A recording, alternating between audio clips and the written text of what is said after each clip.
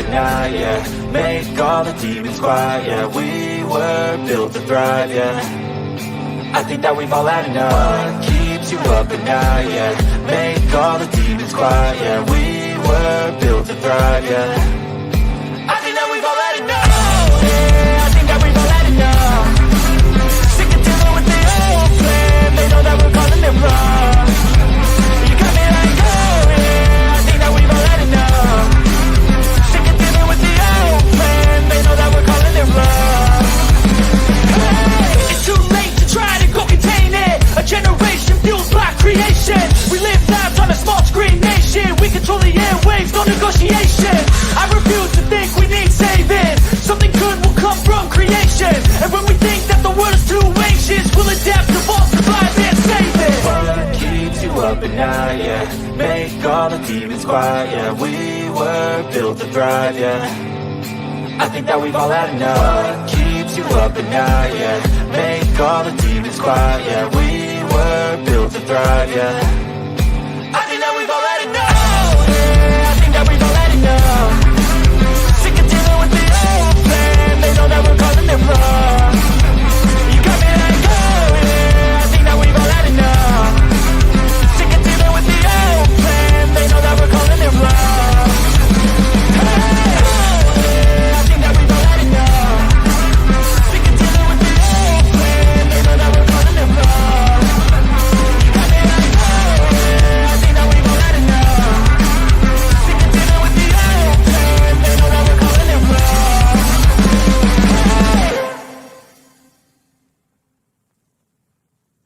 Nobody is coming to save you. Get up. Be your own hero.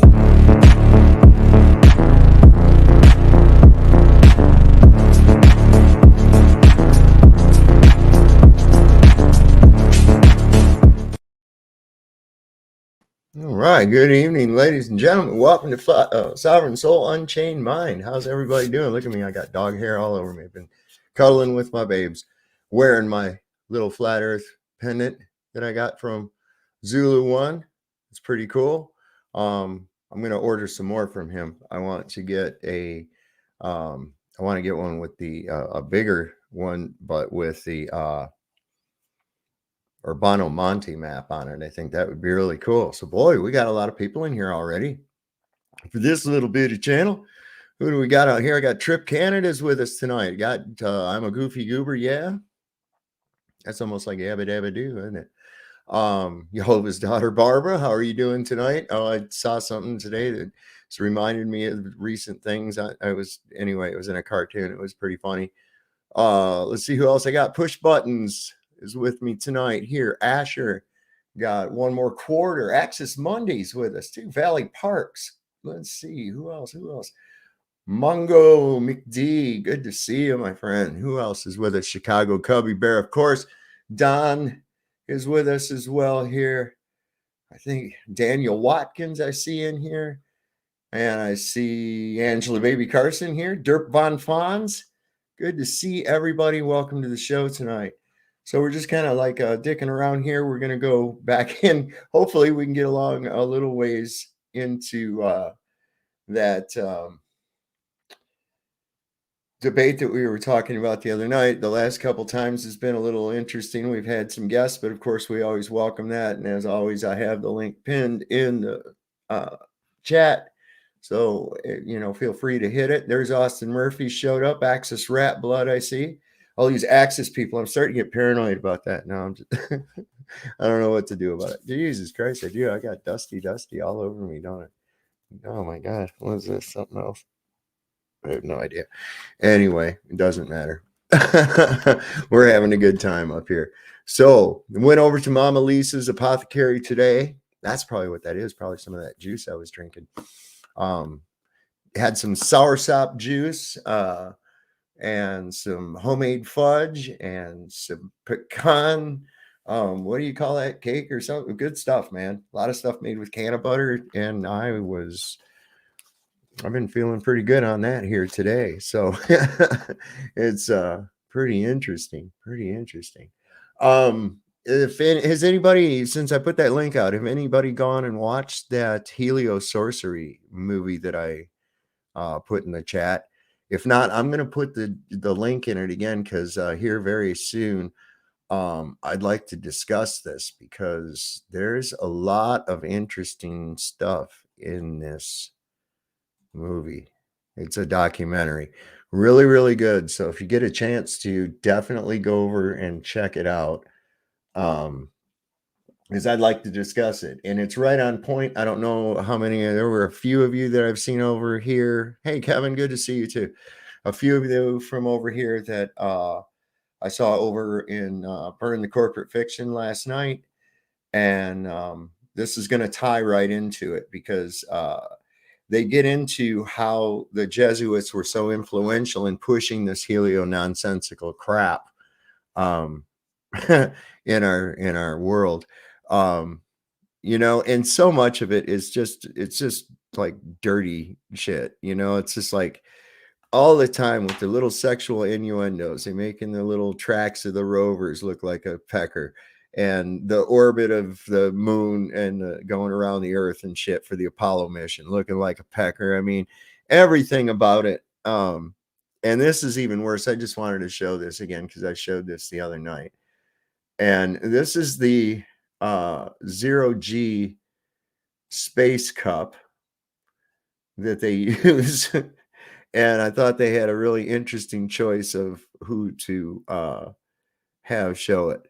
I mean, it just, I'll let you be the judge of it. So let me just put this up here. There we go. I'll let you all decide. And there's apparently no sound to it, so I don't know. The girl squirts this liquid into, see, they have to have that special for up in space, right?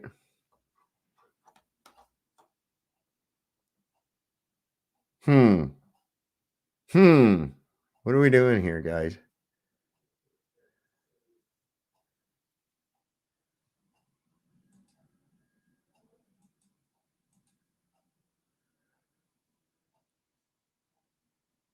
Yeah. Okay.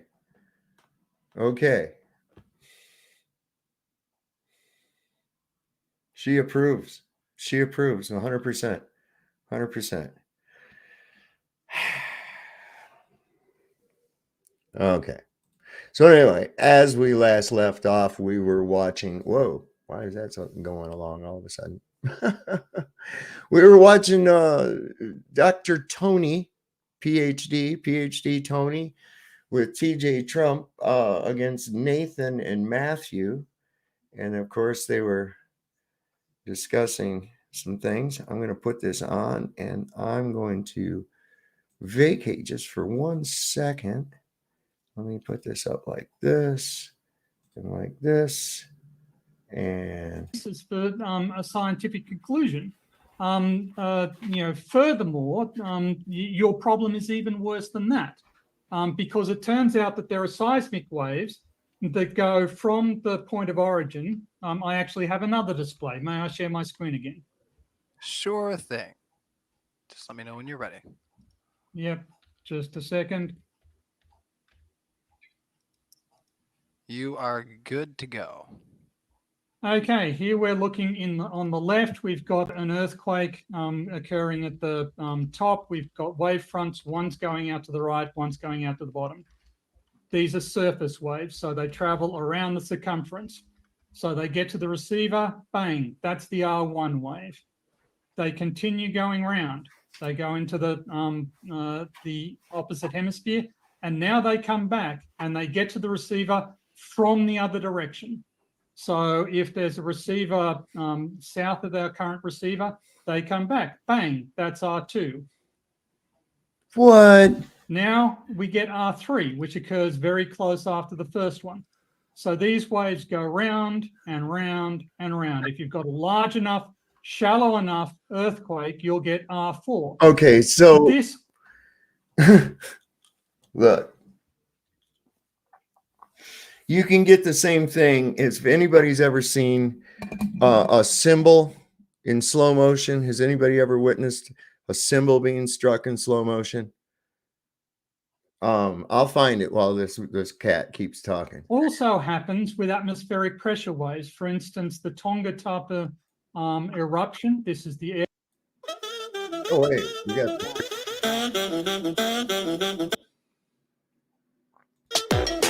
air pressure wave around it. You can see it spreading out from Tonga Tapu.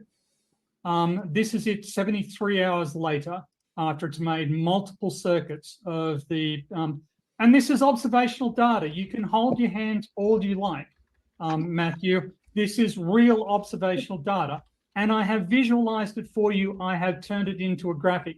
Fine, but you don't get to pretend that the data doesn't exist. May I respond? Sure thing. Over to you. Hey, Tony, man, your cartoons make me laugh more than Looney Tunes, dude. Okay, so just real quick, I want to show you all something. Just want to show you something real quick.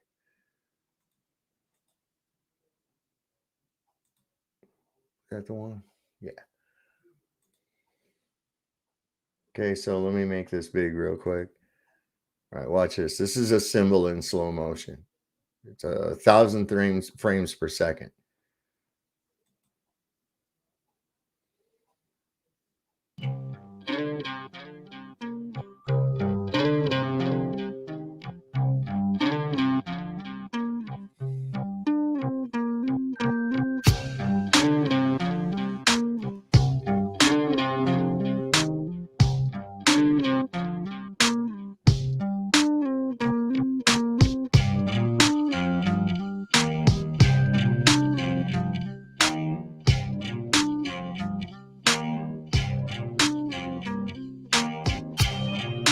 Now, my point in showing you that is that those shock waves are doing exactly what PhD Tony is trying to say is doing on a fucking ball. Okay. There again, kind of like Eratosthenes, not really proving anything. In fact, if any of you are familiar with Dutch Sense, I think he's coming on to the idea that this is a well, in fact, he actually said that a couple of times, that this is not a ball. Hey, there's Sean. How you doing, you little cowardly bastard? Nice to see you. Have you come up with a map, a model, and measurements of your flat Earth? Have you got maps and measurements and a model of your globe? I mean, do you? Because after all, that's the claim, Sean. But yeah, we can use maps, you cowardly little lizard. He's like a little... He reminds me of a little chihuahua. He comes out and goes, and as soon as you go like that at him, he goes and hides behind somebody's feet and goes like that. Sit back. You ain't confirmed shit, Sean. The only thing you've confirmed is that you're some kind of a fucking loser meth head or something, man. That's all you confirm, brother. Sorry for your luck, bro. I don't know what to tell you. But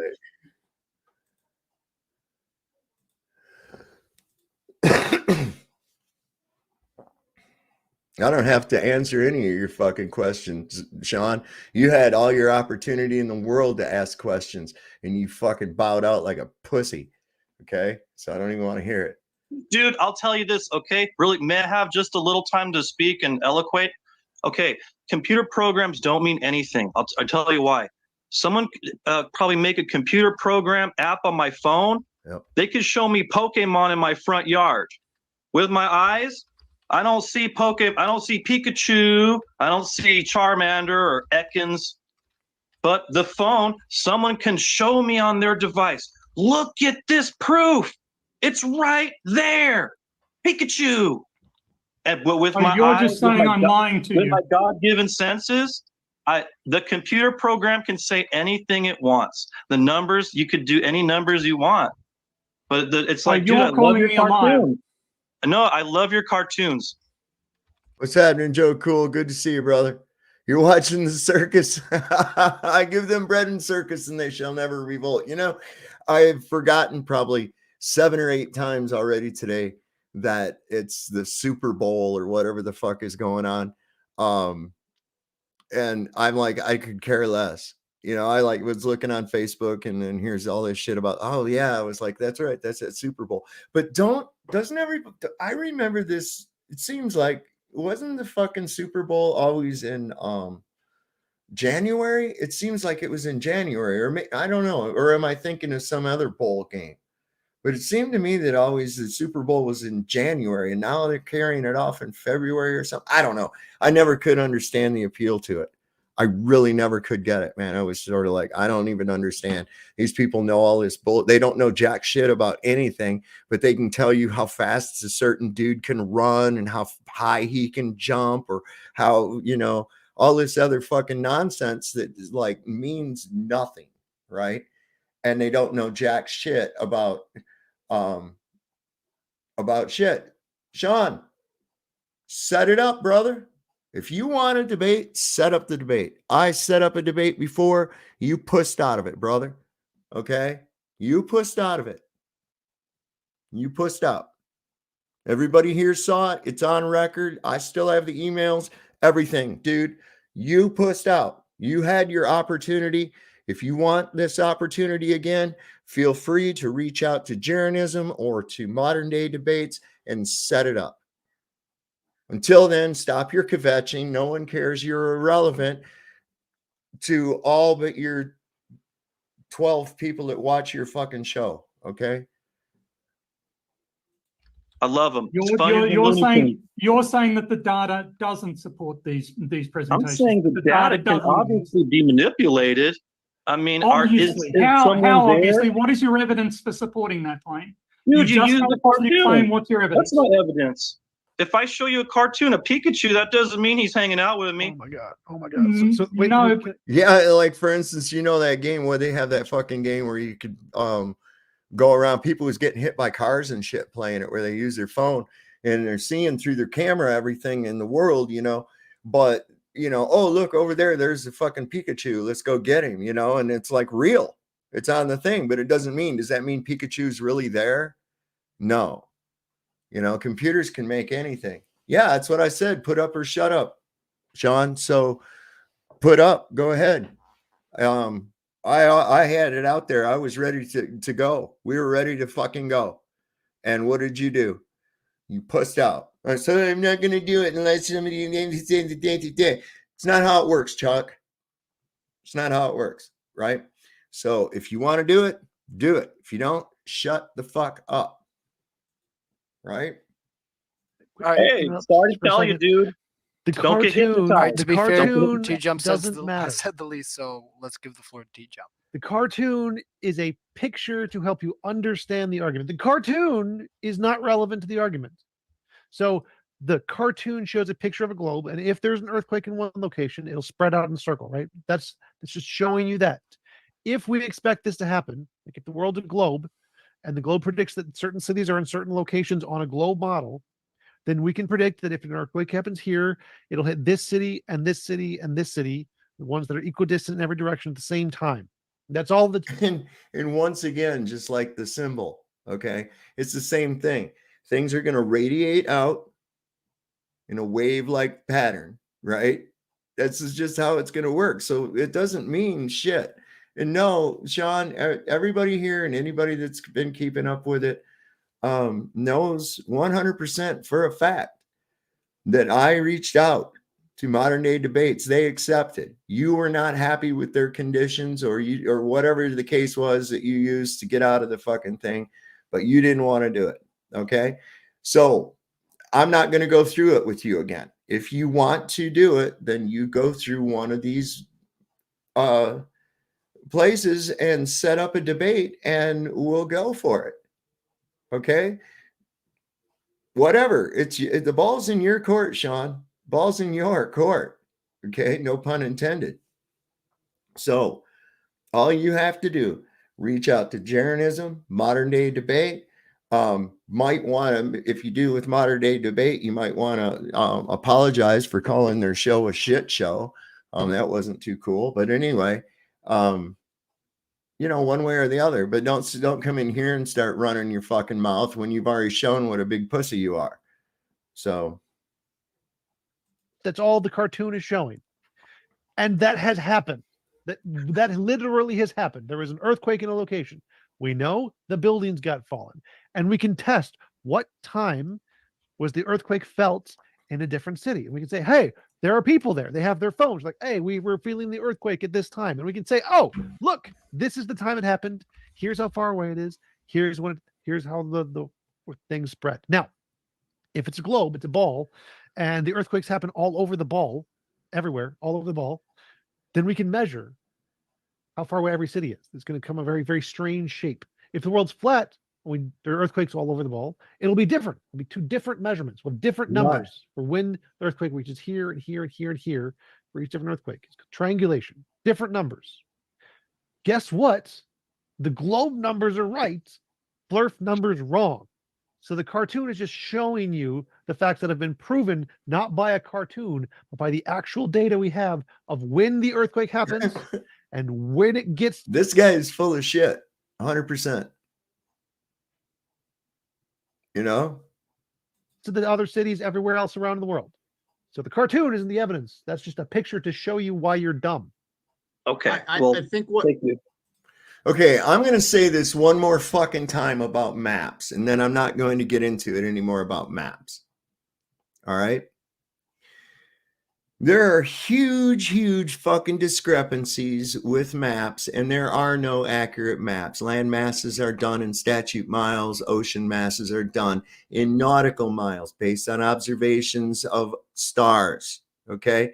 So we're dealing with two different fucking measurements conflating in on one, which allows into one thing, which allows for the actual, I think, hiding of shit. So regardless of that, there are no fucking accurate maps. That's just that's a given. And any maps that are ever produced have to go through this royal fucking geological or geographic fucking society or some other bullshit. And it has to go along with the Cartesian coordinate system that's been established already. Okay. I don't give a shit what you say about it. Your maps are not proof of any fucking thing except of how to get from one place to another. Nobody, once again, uses a world map for any type of navigation other than to generally and give an idea as to where they're going to go. They go and use regional maps, which are sections of areas. Maps are not proof of anything one way or the fucking other. Okay? Here's what's proof of it. Demonstrable and observable evidence and fucking experimentation. That's what determines it. I get so tired of hearing these motherfuckers get a new goddamn song. Okay? With the maps. Jesus fucking Christ. Let's let Nathan in here right quick, Matthew. Just I think Go what Tony was showing there was the data collected from detectors of the seismic waves, and then Cell what he had phones. done is he graphed out where those detectors were and when they went off. And Anthony, I was going to ask you if you could, and I do believe we have the ability to detect these things, that is observational data, empirical data that they've measured. Would you be able to show, like, I think it was around 190, the slide. If you could show around there, I was just curious about one thing, but I do think that you would get sort of like, if you dropped, because if I think that these waves would travel, we could kind of maybe try to use fluid dynamics to understand the properties of how these waves would move about. And I think gotcha. if you drop, Mr. B, it's not anger. It's I'm tired of saying the same things over and over and over and over and over and over again. Okay. I am not a fucking cartographer, and neither are you, and neither is Sean Hawkins. None of us are. There are no accurate fucking maps. They all have errors. I don't care which one you pick. What the fuck do you people not understand about that? I mean, if that's what you hang in your hat on, a fucking drawing of the world, Jesus Christ. if you drop something into like a tub, like if you drop a ball into a tub of water, the waves. I know that's what you're asking. Did I not answer your question? Any published fucking maps have to go through approval in order to be published. Do you not understand this? What do you not understand? Who is commissioning people to map the world? It's expensive. There's maps are maps. The earth is the earth. Okay. So here's what I want you to do. Prove convexity and show me gas pressure without a fucking container. There's how you do it. Not by going by what someone else said about where the land masses are, how they lie in relationship to one another, and then went through some other little group of assholes in order to be put out there into the public. Okay. That's the problem with all maps. That are going to go out closest to the sides would bounce and then go in a direction from there. And then the waves that are traveling out the furthest before they hit a wall, they're going to keep going until they hit their wall and then bounce from there. And so I'm curious here. This is on the right side here. What's that? So, okay, except that we can prove that that isn't what's happening, right? I've got another presentation. It should surprise no one. All right, I'll give you 2 minutes on the floor there. It's like that Mercator's map, Franz. It's like the Mercator map. Oh my God. That totally wildly distorts shit out of proportion. They're all improportionate. There's always something out of whack. And this is based on the fact that you're mixing statute miles with nautical miles. Okay. One's based off of an observation of shit on the sky. The other is based off of what you can literally measure. So there's going to be some huge fucking discrepancies all over the place, especially when you're not really understanding what it is you're seeing in the sky. If you want to show something up there. But before we move on, Nathan, you had some closing thoughts on what we were just talking about? Yeah, with where Anthony was showing there with the epicenter, I just wanted to make note that you had pointed out that there was a detection that was about on the opposite side of the flat Earth model, which would be further distance on a globe than points that are closer to. There weren't stars. If you were just looking at that map on your computer screen, on the top half of that map, there weren't any detections that were closer to where the epicenter is on the Antarctic coastline. Let me show that again because you missed them. All right.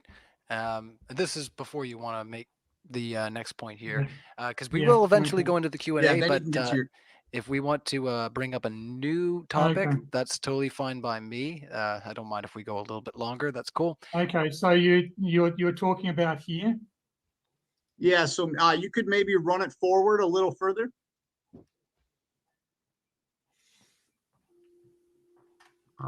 Okay, so like say right there, like right around this area. So right now you're getting a reading that is around that 30 mark at the bottom there. That's on that ring. But now if you look straight up from the star, you have those two red dots on the coastline of Antarctica, but there is nothing kind of over towards that 150 area, which on a globe with Antarctica, the shape that it's claimed to be, that would be a closer location. They appear to spread out across. Yes, it would be a closer location, but there's no seismometer there. So we are constrained by where the instruments are. So the fact that there's no circle there is an indicator that a wave will propagate out from the epicenter. Okay, that's just how they do. Throw a pebble into a pond. You're going to see the waves propagate out, and then they're going to attenuate till they're no more. They're going to lose energy. All right. So they're again looking for a singular cause for a lot of these readings, when in fact there's more involved with it too, and it's absolute to the density of the rock that's around the area, the speed at which the vibration travels through the different mediums, and you've also got the shock caused by other plates that are shifting within that same shift. So you're getting a strong area here, but there's other areas too that are making shocks that aren't as readily detectable as the central one. So it's like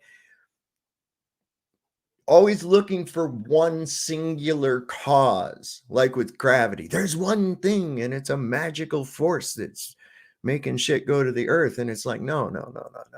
There are different things at play at all times.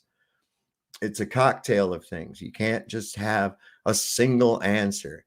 Hey, Zulu One, I'm wearing my little flat Earth pendant here tonight, man. Watch.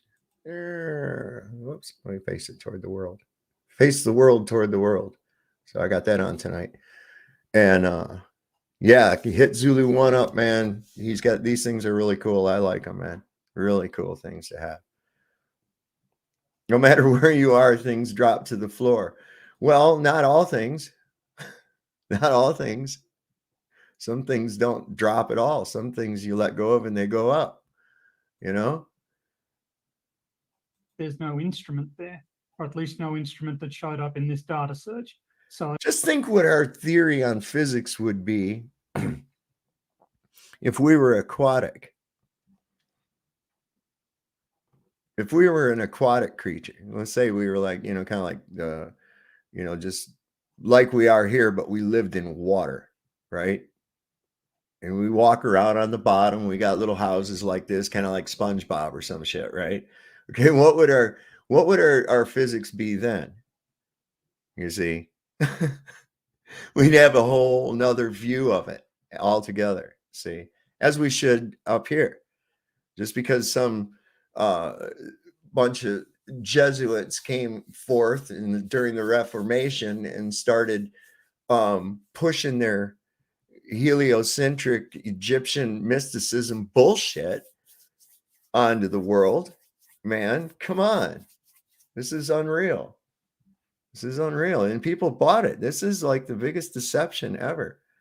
it's not the fact that the wave didn't make it there. It's the fact that there's no instrument to detect it. Okay. So but we can refute the reflection argument. Just give me a moment. Need to find the.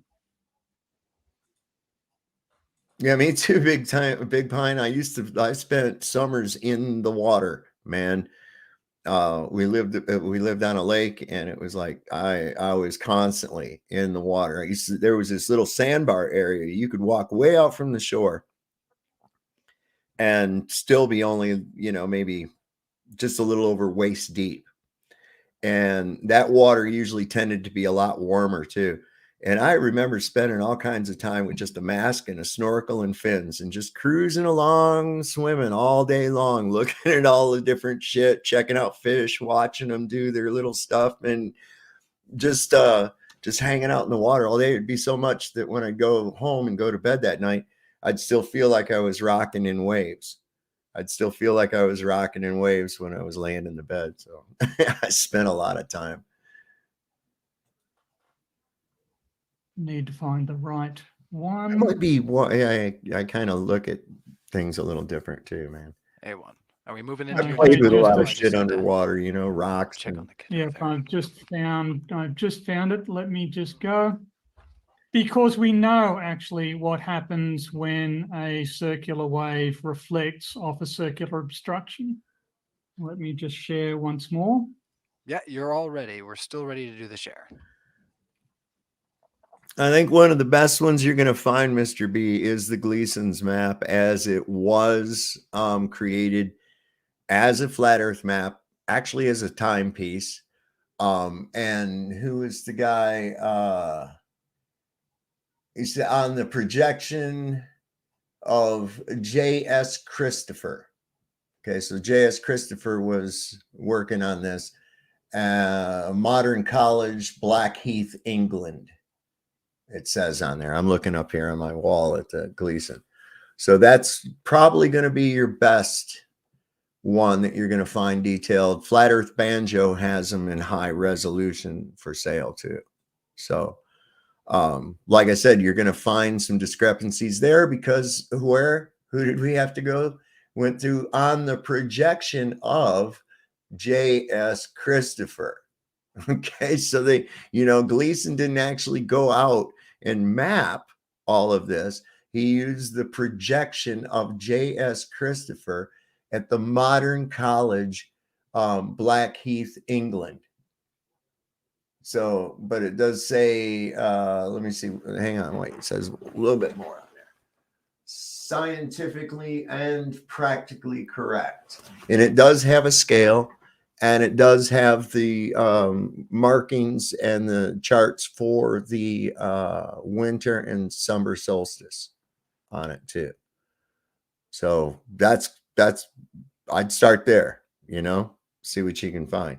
But I mean, I didn't mean to get pissy, but I hear this is like, goddamn, y'all, get a new fucking trick or something. Where's your map? Where's your map? And it's like, hold on a second. You're doing another reversal fallacy with that right there. Okay. You're the guys is claiming to be on a ball with all this other bullshit. This is what's got to be proven. And so far, no bueno. No bueno. We've not seen any proof of this bullshit. We've seen you make shit up, but so far, no proof, because the proof's in the devil's in the details.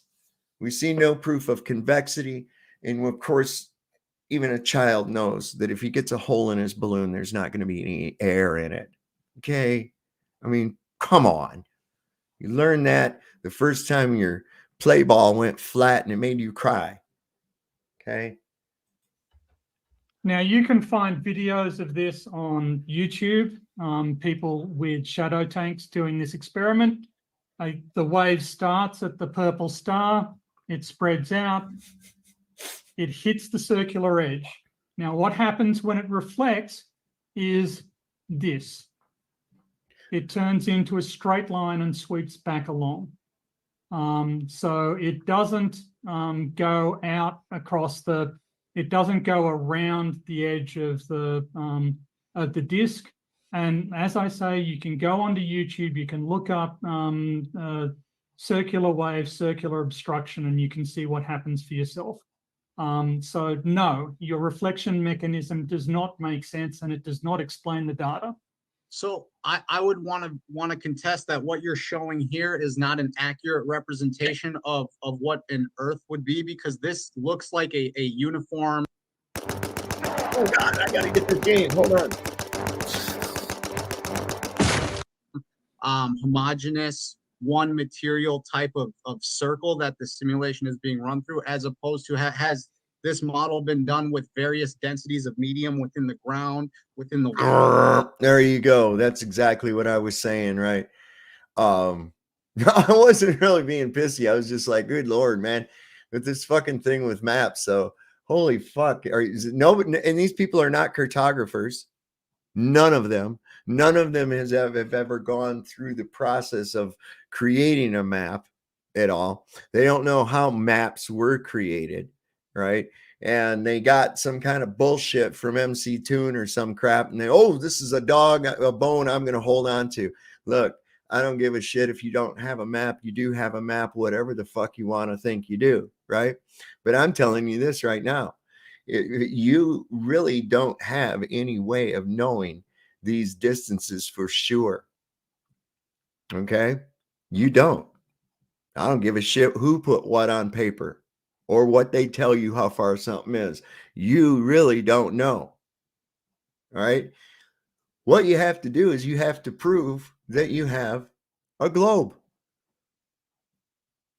Spinning around in space, you have specific claims of specific sizes, of specific distances, physical impossibilities that go against the fundamental laws of nature.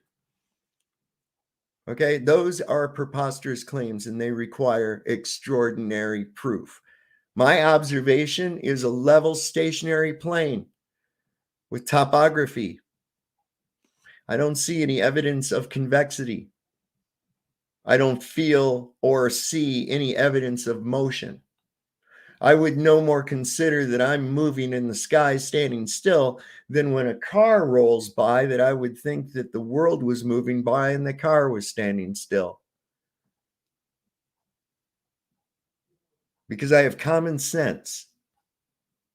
And just because a bunch of Jesuits and people obsessed with Hermes started pushing this bullshit during the Reformation and want to point to a few Greek philosophers that were sitting around in a bathhouse talking about balls, that represented the consensus of the entirety of Greece, is preposterous, especially when you can't even confirm the existence of these ridiculous people. Aristophanes and his faithful manservant Theses. What the hell? Because this is what it's come into, and this is what was warned against during the Reformation, that these people were coming out and infiltrating into the universities, into society, into every economic, facet of our world, in order to corrupt and push this bullshit. Yes, the Vatican is behind this. Absolutely 100%. And it's been going on for 500 years, man. Longer than that. But these people they think that that's science. They think that this pseudoscience bullshit based off of nothing but the emerald tablets of Hermes or of Thoth. It's insane. It's insane. This is what you got to look at. Is Newton was an alchemist first and foremost. And no, that doesn't mean scientist. This guy was a pseudoscientist first and foremost. And here he is pushed to the forefront of modern science. The dude was a crackpot.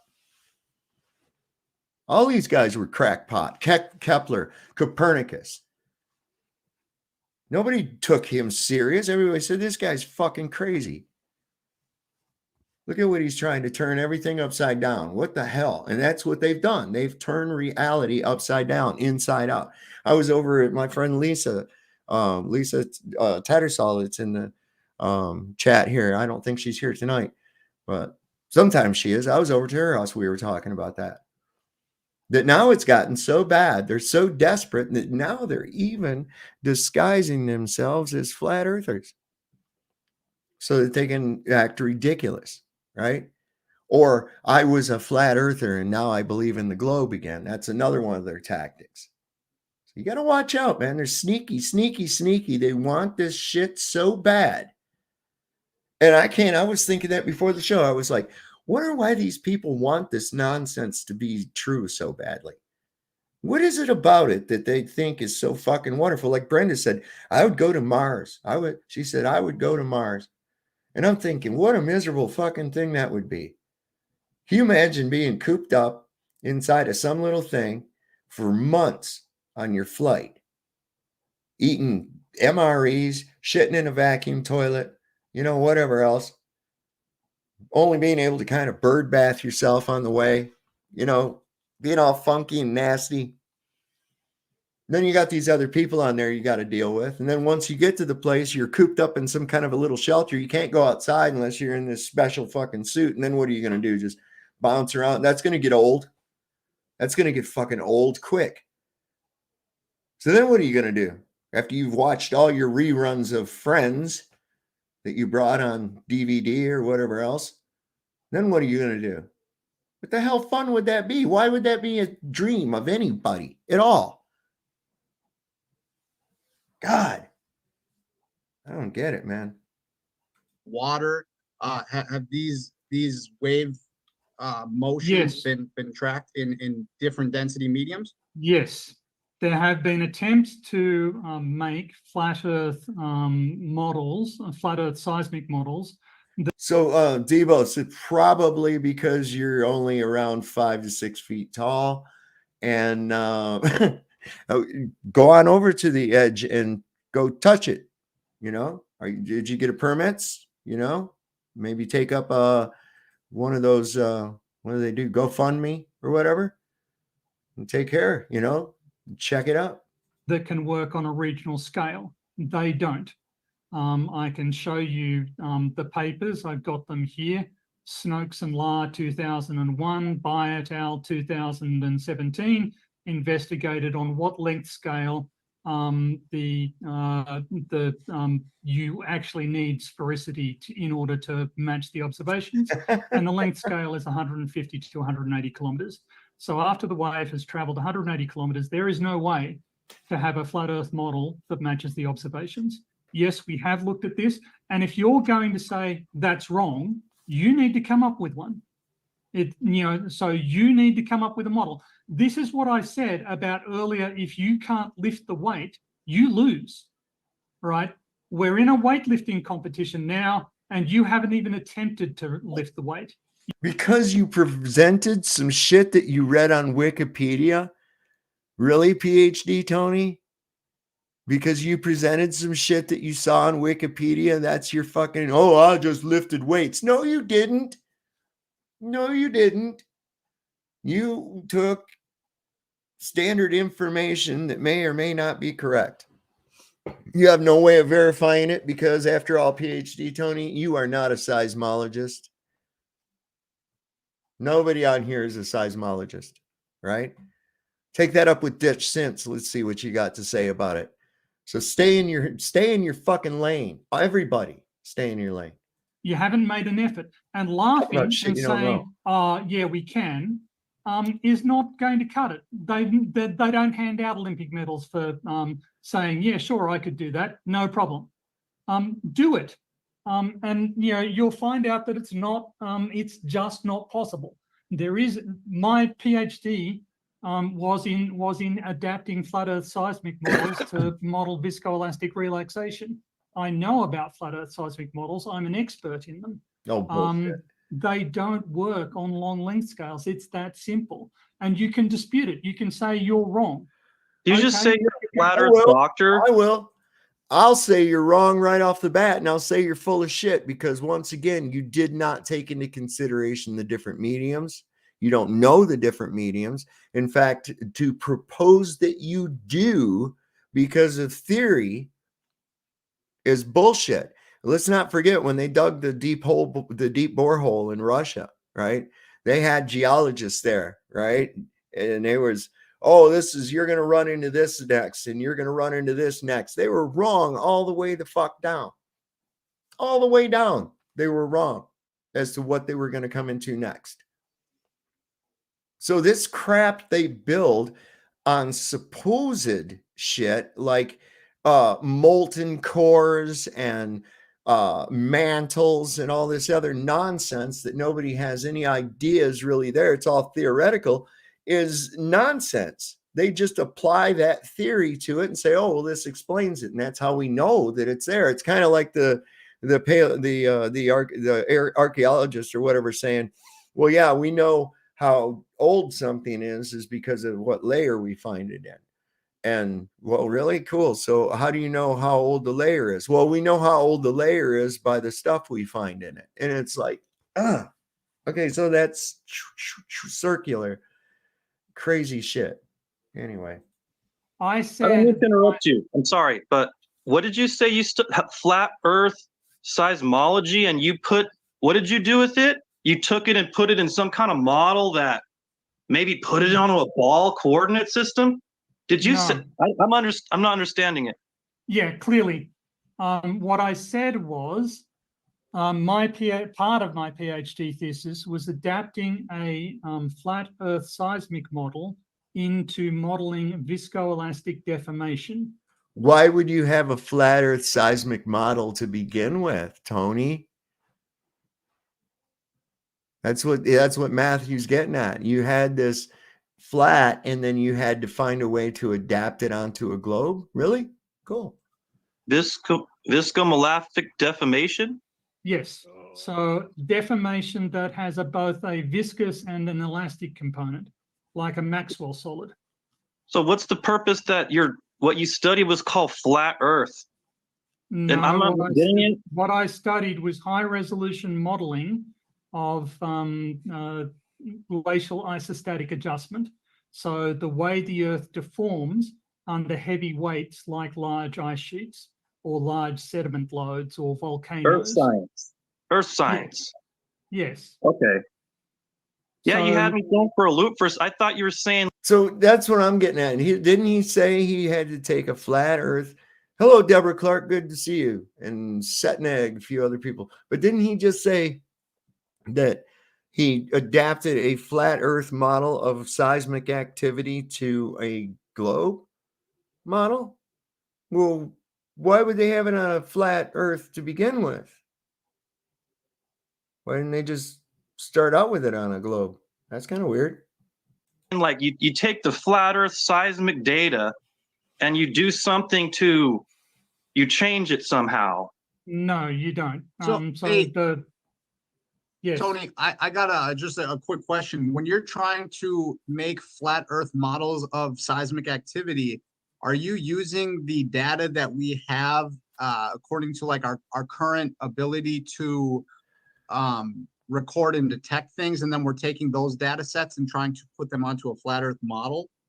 Yes. So I would ask if there is any sort of transform going on with, well, let's say the military accuracy of data compared to what we get that might have gone through a transformation equation, Lorentz transformation or anything like that, that maybe that it would be difficult to put the data to a to the slightly more precise or however much more accurate true representation of the Earth, because we are not given the actual distances or anything like that. It's just a matter of time and location. That's all that we're getting here. All that we have is the time at which the wave function is a function of time at various locations.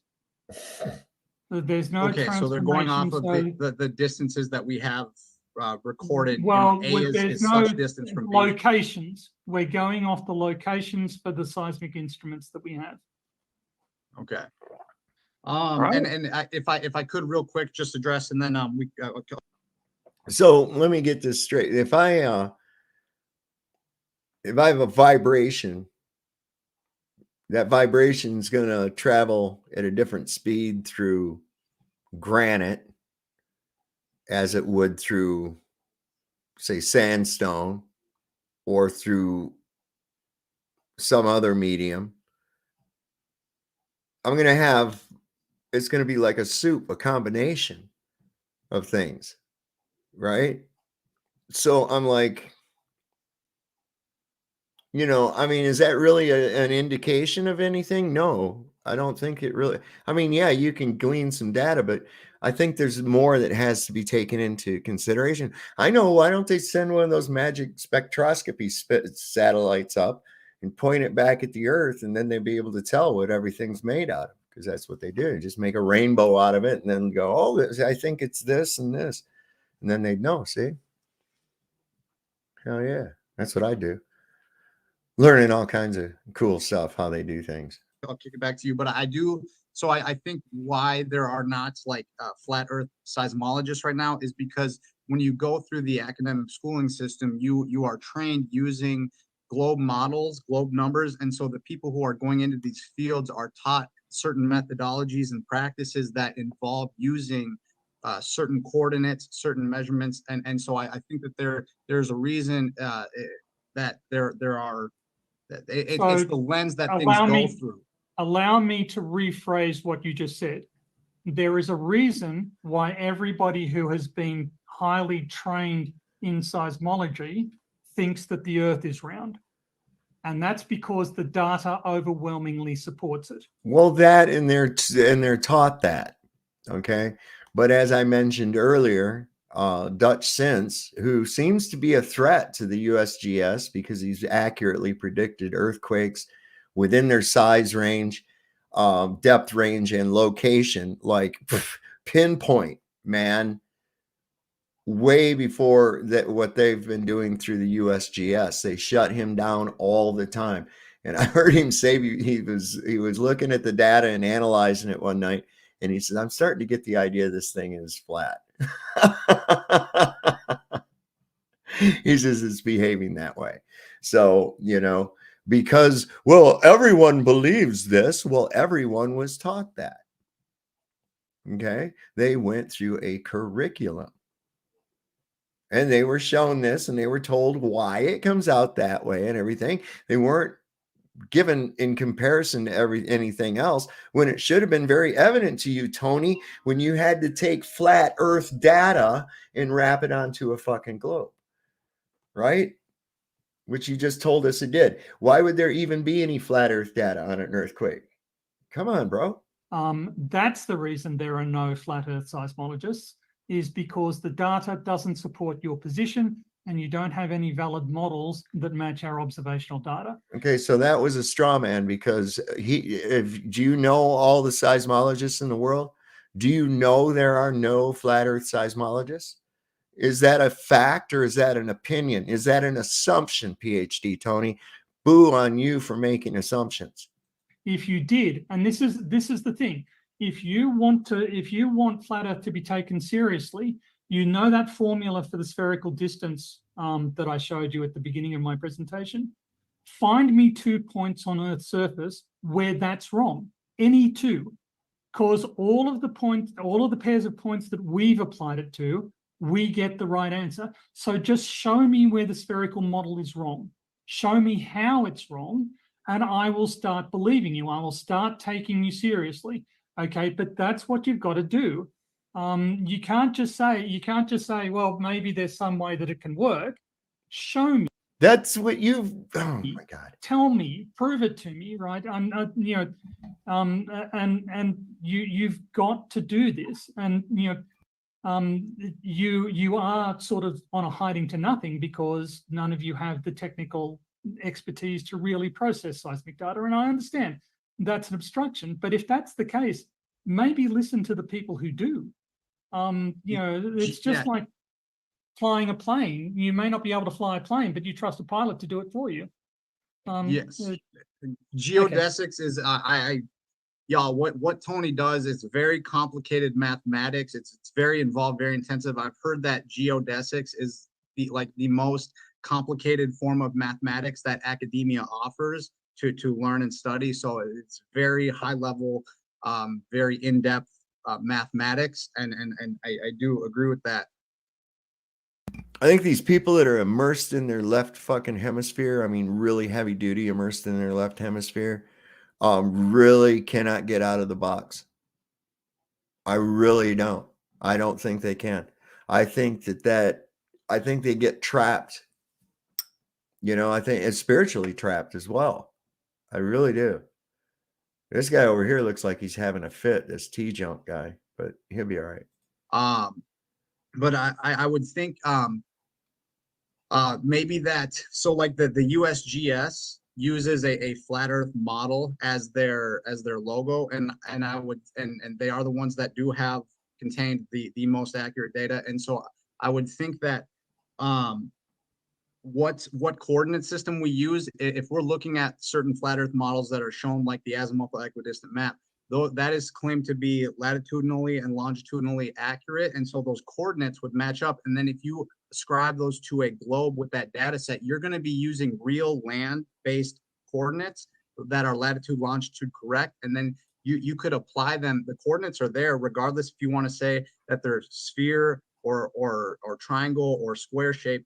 The coordinates are latitude X, longitude Y. Yep. And then they apply it, do very complex math, and then get a data set. May I share again, because I think you missed a point in my original presentation? Sure, I've gotten used to these discussions involving a lot of screen sharing, so go for it, Tony. Okay. There's no worry at all. Thank you for that. Oh boy, another cartoon. That's my rotation presentation, which is a completely different thing. Well, here's the thing, Globers. If you can prove rotation of the Earth, you should be able to get a Nobel Prize. Okay. And I'm sorry, man. A little cartoons and diagrams ain't going to fucking do it. Even Einstein said that there was not any way to tell if the Earth was moving. All right. But I think we all can pretty much know that it's not. All right. Especially with all the fucking different motions all at once that are supposedly occurring. And I'm not feeling it because of math. And I somehow have this vestibular system. You know, get the fuck out of here with that crazy shit. Yeah. 3. He does indeed. He does indeed. Okay. So if you remember my argument from down here, right. So the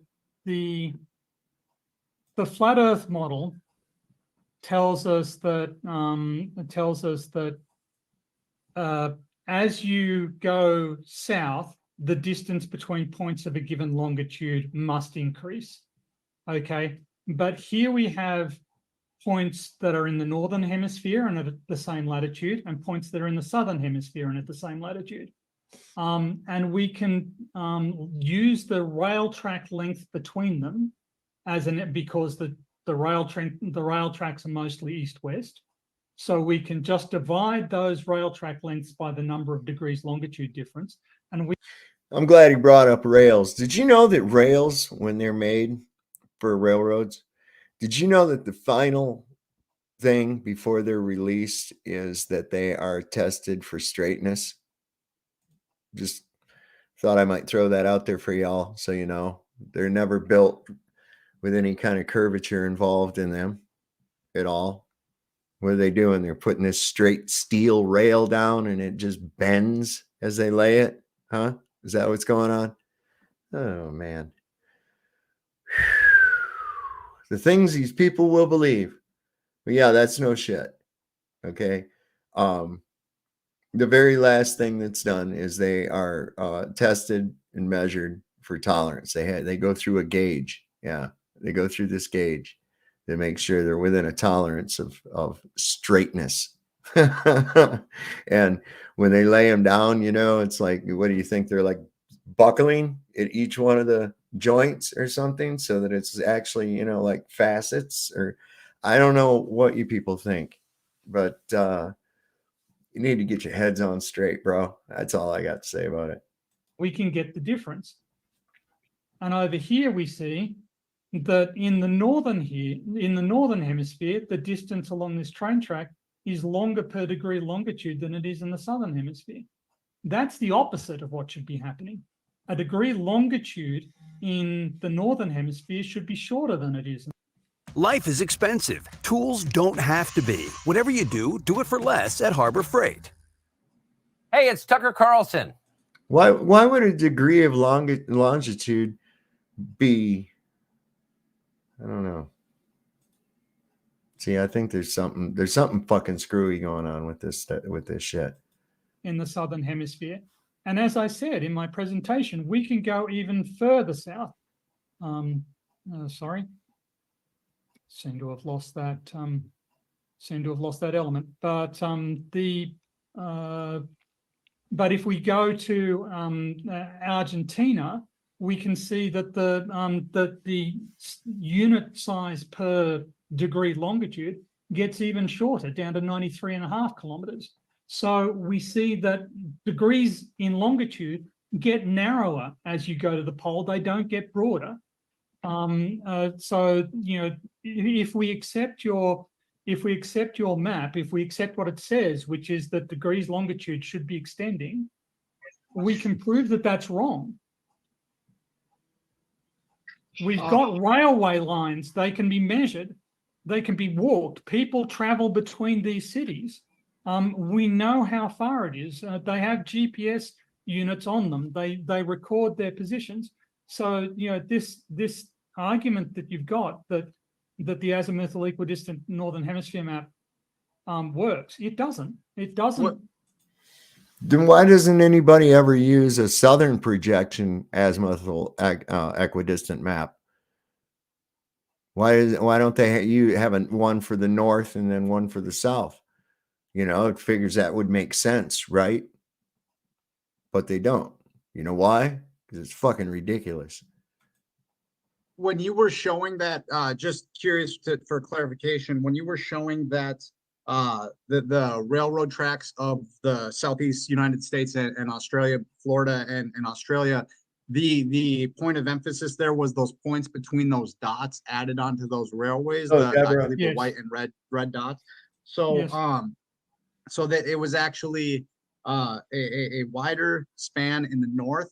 And I've heard Neil Tyson say that the Earth is actually bigger in the southern hemisphere. So wouldn't that conflate with the globe as well? And I No. would agree. What's that? No. Okay. This pear-shaped thing that you're all very keen on. It's very slight. It's a very modest influence. You would not see it.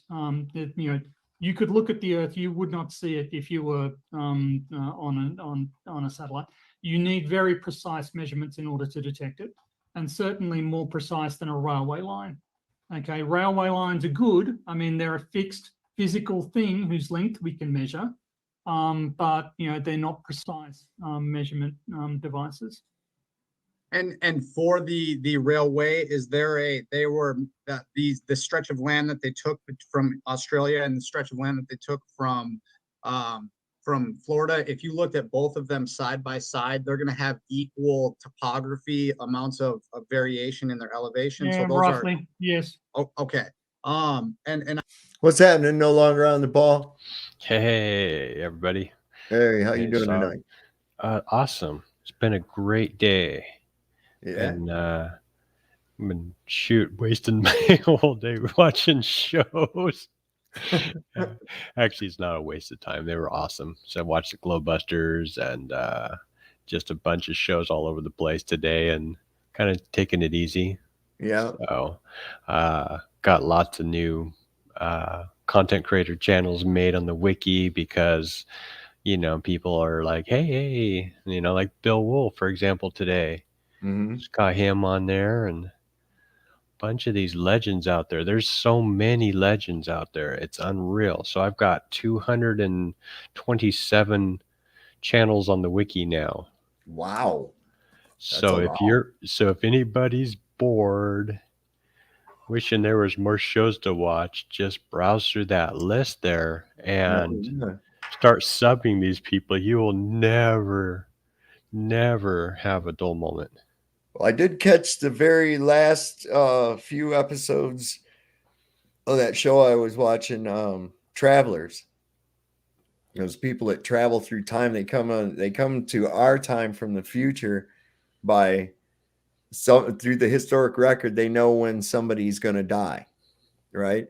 And so they'll beam the consciousness back into this person like right before they're about to die, and then they're able to inhabit these bodies. Anyways, this thing really came to a head, and I was wondering how they were ended, and I think they did a pretty good job. It kind of left it open, like, ooh, did they succeed or is it going to do it again? It was one of those type of things where you're like, oh, is this going to repeat?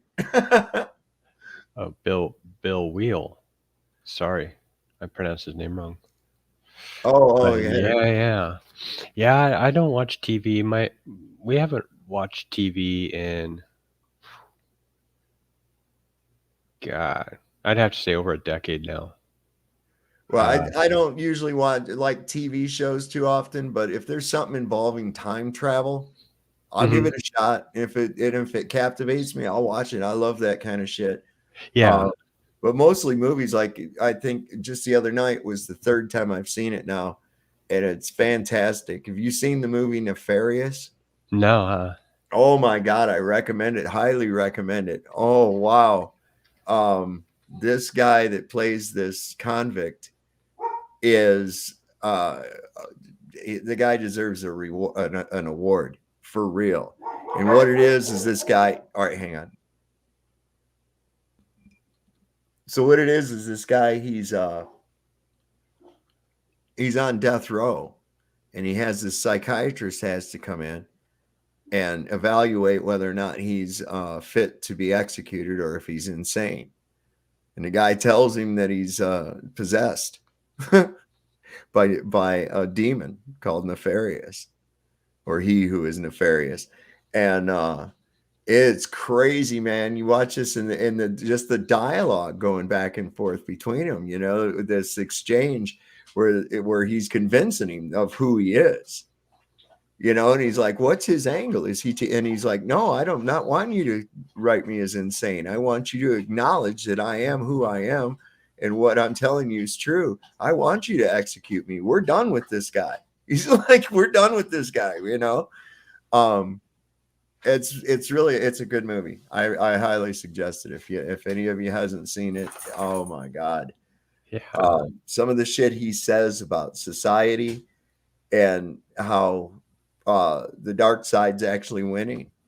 And, you know, this guy starts telling how far we've progressed. And the guy says, you haven't progressed. You're playing right into our hands, man. You're doing a great job. Keep it up. Keep it up. Go. Nice. Yeah, So it's an independent film, it says. Yeah, I think it is. It's really, really good. You need to, I suggest everybody go watch it. It just blows your mind. What was that he says to the guy? He says, let me tell you about your world. He says, the average high school graduate reads at a 6th grade level. There are over 70,000, or what do you say, 70 million slaves in the world right now. He says that's more than at the height of the Roman Empire. And he says, you know what? 45% of those are sex slaves. He says, and you want to know the beauty of it?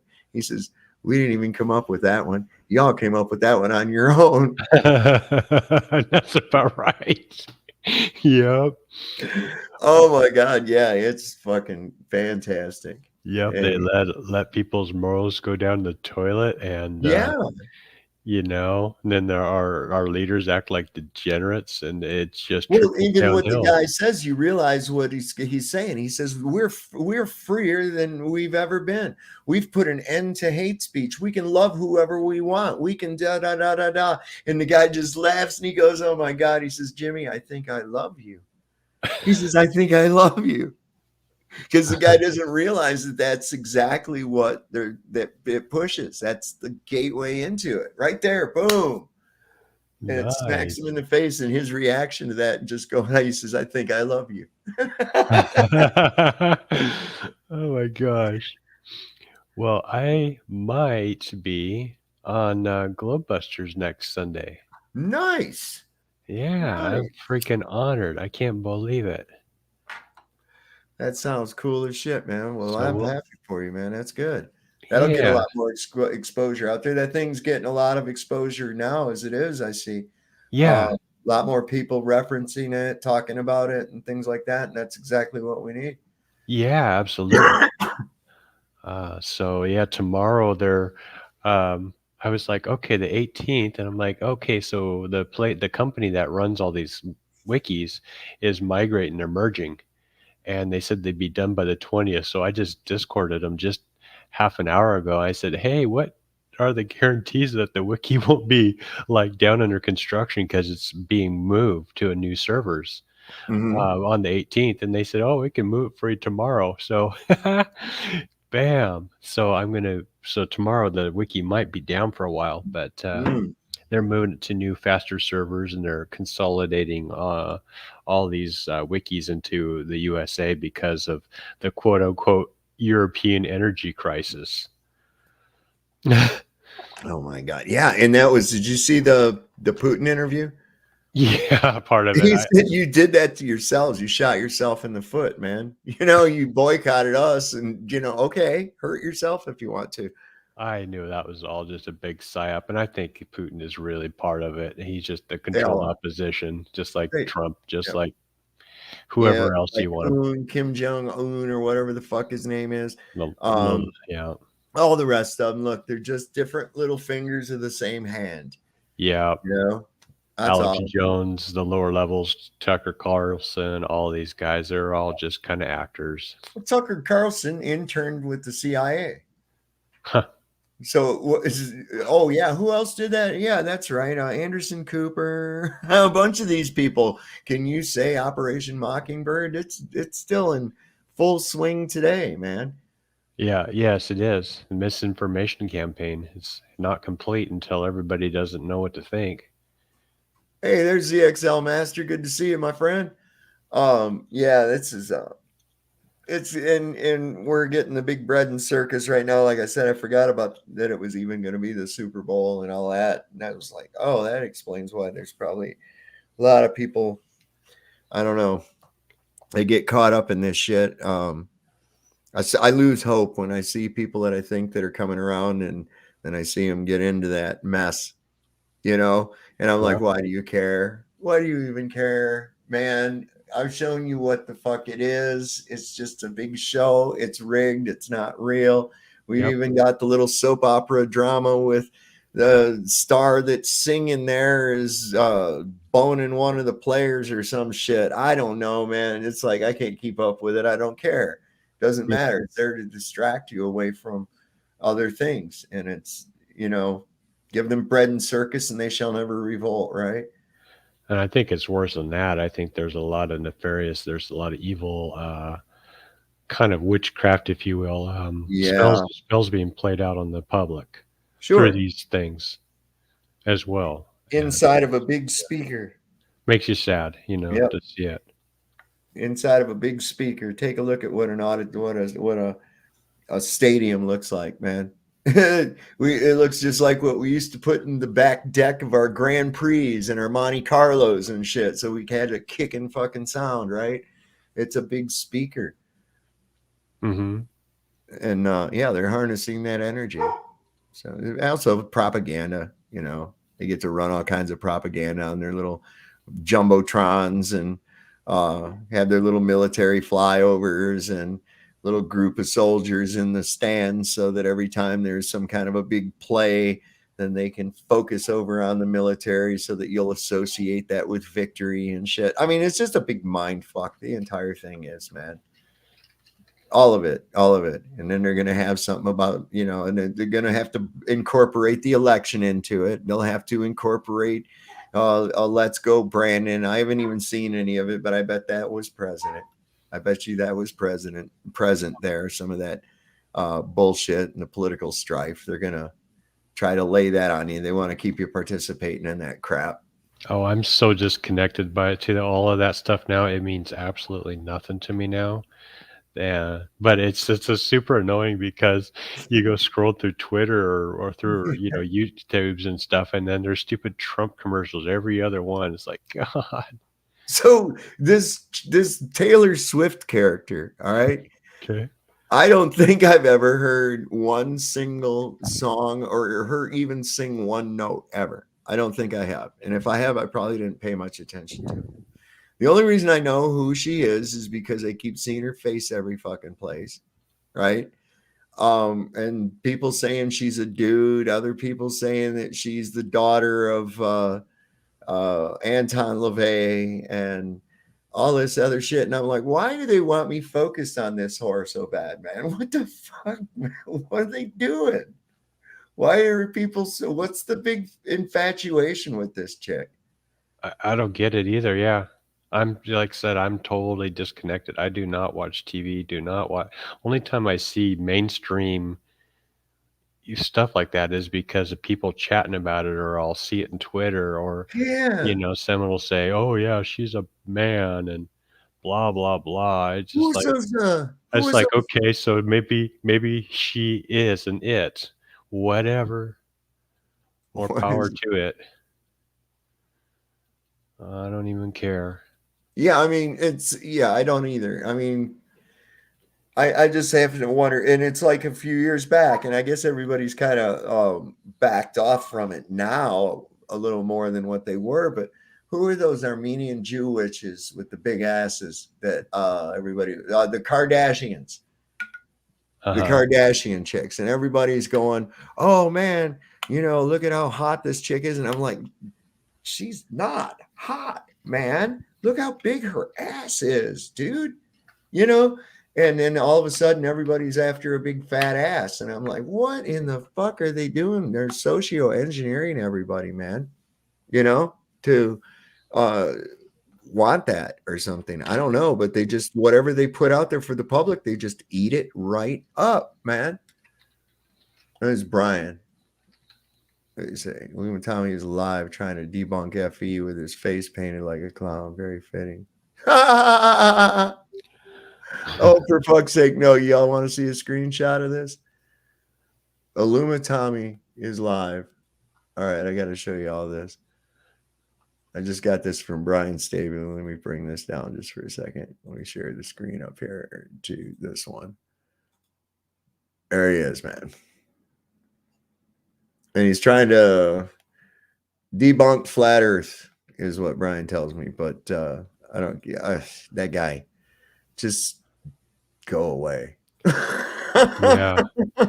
I don't know. People like that literally make more flat earthers because they're so repulsive. Their behavior is so childish, disgusting. And if they're fighting something and they're acting like that, it begs the question, why? Yeah, what's going on here, Yeah, methinks the lady doth protest too much.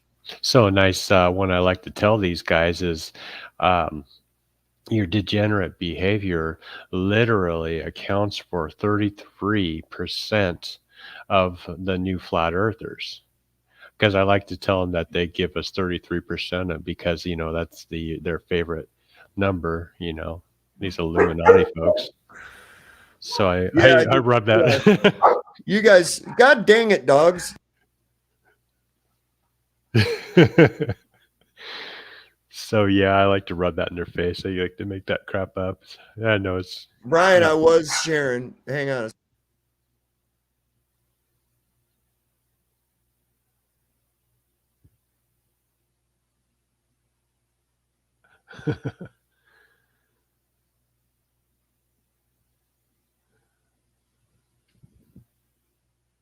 Oh, you're on mute, Job. That's what Illuma Tommy's doing over there. That's because these damn dogs, they just, the one, he's getting old and he just starts barking for no reason. Is he losing his senses, like hearing or eyesight or something? He's just old, I don't know. But he's always been like that. He just bark at nothing. And then the UPS truck rolls up in the driveway. He don't even notice. Oh God. I'm like, oh my God. He's kind of like the old guy in the nursing home. He's like, all of a sudden, incoming, wakes up out of a nap going, incoming, hitting the dirt. A Vietnam vet, huh? Yeah. I'm like, no, it's all right, man. You're back home. Everything's good. War's over. Yeah. My dog does the same thing. Yeah. And then that gets the little Chihuahua, who's the mouthiest one. I don't know what she thinks she's going to do. But she apparently thinks she's a badass. And if there's something to bark at, she's going to join right in, boy, right away. And she has this bark that goes right through me. Oh, gosh. Cheerleading. What is it? Cheerleader. Yeah. Oh, my God. Yeah. You got it? Is everything cool, Fabio? Yeah. There was nothing there again. Was it a potential Bigfoot sighting? I know that you're highly trained to detect Bigfoots and other cryptozoological manifestations. All right, I'll shut up now. You were right in the middle of this. Oh, yeah, all right, man. Yeah, right. I think if we are using, especially like, but that actually argues against you, right? Okay, let's assume that there is lots of up and down, and let's assume that there is lots of sides and side. The track length is still less than the flat Earth estimate, right? So the flat Earth estimate is the flat Earth requirement there is much, much longer than what is observed. Okay, the spheroidal Earth estimate is always shorter than what's observed. Okay, which is consistent with there being topography and little wiggles side to side. It's because they're not. Once again, Tony, nobody's going to use a world map to calculate how far they're going to make a rail between Brisbane and some other fucking city or anything else like that. What they're going to do is they're going to use plain data, plain survey data of that area. Okay. That's what they're going to do. And they're going to go by the distance that it is in statute miles and not rely on the fucking nautical miles and shit. Okay.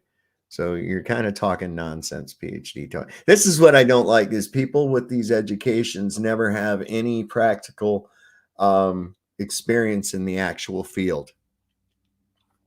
You know, and I've seen that a lot. This was a problem I saw with engineers. When I worked in design and drafting, I would see this because I used to work out on the floor. Okay. I worked in the shop. I did the machining and this shit, right? So when I put out something, I made sure that this was in the realm of possibility of the machinist. Not so just because something can be done on paper doesn't mean that it could be done in real life. So consequently, my details and things and my requirements were never brought back to me and saying, hey, we have to do this some other different way because we can't. I already knew that. Whereas these other guys just came out of some school and they just assume that things can be done that can't be done because it can be shown up on paper. Well, I would take into account whether or not this was possible within the realm of what we were dealing with on the shop floor. And so I never had none of my stuff come back. Once in a while, they'd say, hey, we found a better way that we can do this. Why don't we change? Oh, okay, great. But 9 out of 10 times, 99 out of 100 times, it went through and things were produced and there was no kickback of it. It was cost effective. But that's a problem, people not having any practical experience in the field. This is why I believe that apprenticeships are the best education anybody can ever have, an apprenticeship into a trade, because then you're learning, but you're taking what you're learning and putting it into practical application and experience. You're gaining experience from it. You learn from doing that. Side. But you need that line to be as straight as possible, and in some cases 3 times as long in order to match the observations, and that just isn't true. So I'm curious because you're saying that the rail length distance isn't what it should be on a flat Earth, but I have yet to, and I'll take note that what was shown there for the maps were flat map portrayals of these land masses.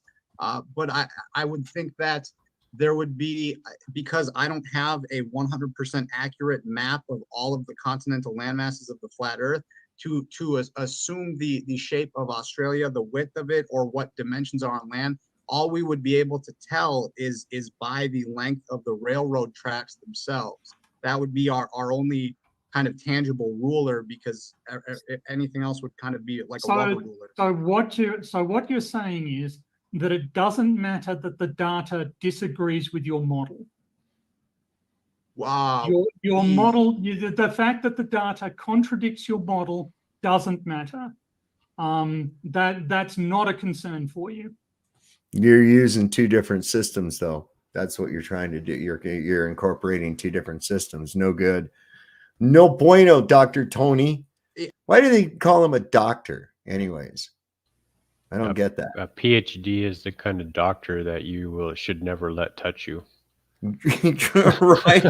Even though they may want to very, very badly. Yes, they usually always do. Yes, they're all touchy-feely. They're always hugging and kissing everybody. Yeah. Yes. I think it stands for piled high and deep. That's what I was told anyways. Oh, yeah. Hey, Malcolm, good to see you, brother. What do we got? I keep trying to click on it and it jumps up every time. Damn. Well, I would not say that's my position. I would say if in Florida 1 and position 1 and Florida position 2 requires X amount of track to be laid down, no matter how much up and down or side to side meandering it has to go through to get there, I will claim it's going to take that much track to get there based on the path that they took to connect those two distances, and the amount of track would be the same in Australia. And that distance is always consistent with the spherical distance formula. The amount of track you need, the amount of submarine cable you need, the amount of air fuel you need is always consistent with the spheroidal distance formula.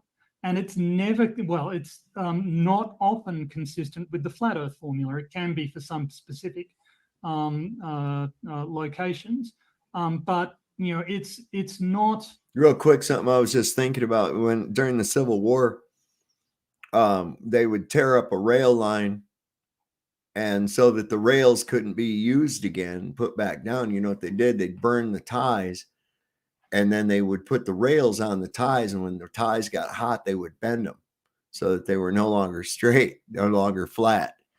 See, you can have your rail go to a certain radius sideways, right? But you're not going to have this downward shit. That's bad. Trains don't do well on inclines, man, at all.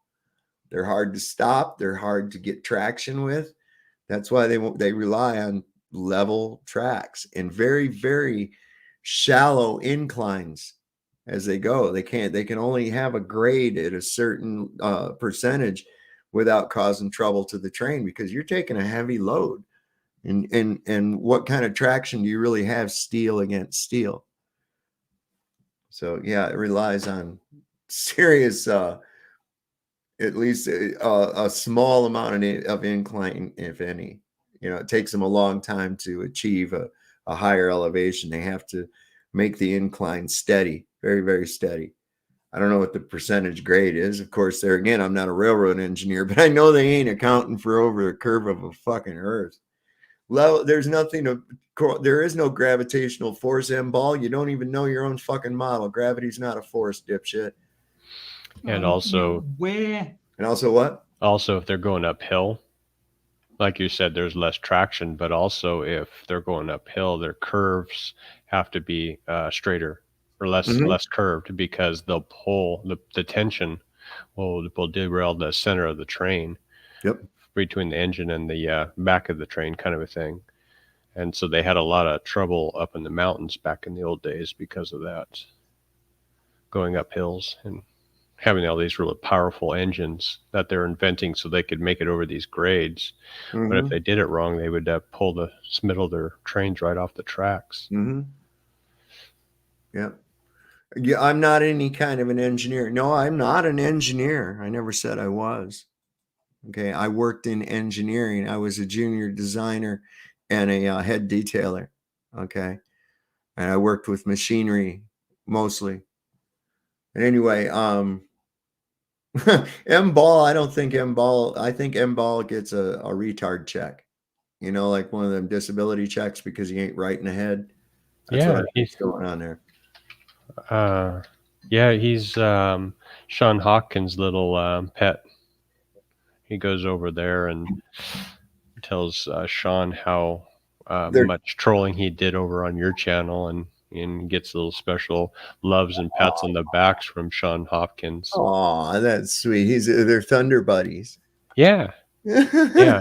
I wasn't sure if it was, partners in cooking crack, or if it was butt buddies, or if it's just, kind of a father-son thing. There might be some touching going on there, Yeah. Not that there's anything wrong with that, but you sit around and watch Star Trek in your underpants, To each your own. watching old reruns of Cosmos while you touch yourself improperly. Come on now, you guys, behave. Our formula works all the time, and if that's the case, that means that Earth has to be a sphere.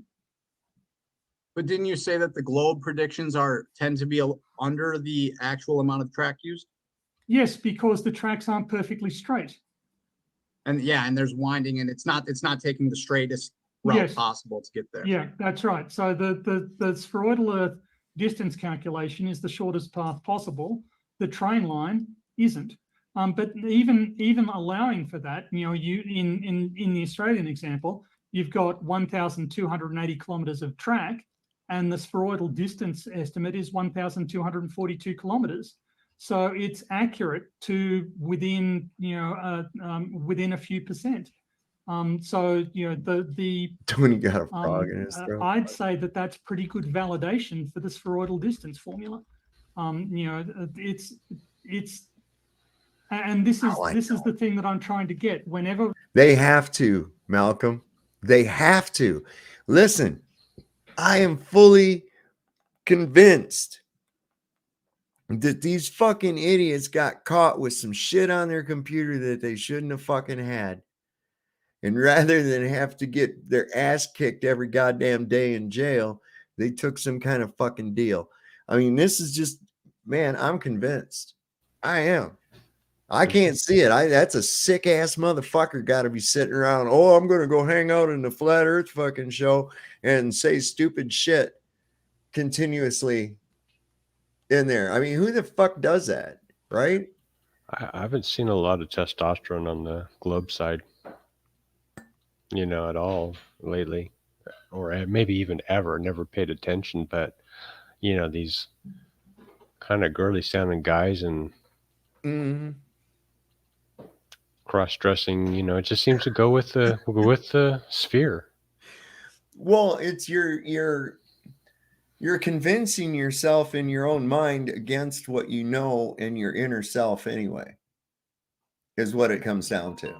And that's going to cause internal conflict. Internal conflict's going to end up causing mental strife. Mental strife's going to cause a form of insanity. It's already a form of insanity. I mean, think about it. You have mistaken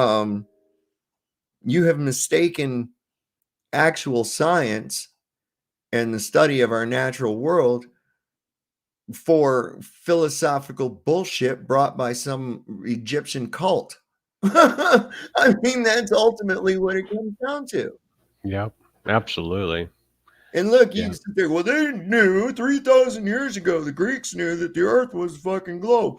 And it's like, no, dude, just because a bunch of dudes that hung out in a bathhouse and didn't have jobs and sat there talking about balls all day was not the consensus of all of Greece. Okay. In fact, there was a lot of people would have thought society would be much better off if somebody got rid of them. Yeah, there's only so many people that fit in the bathhouse anyway, and they were all talking about balls probably. But the majority of the public, no. Bear with me. I might have a brownout. Hold up. I do. Damn it.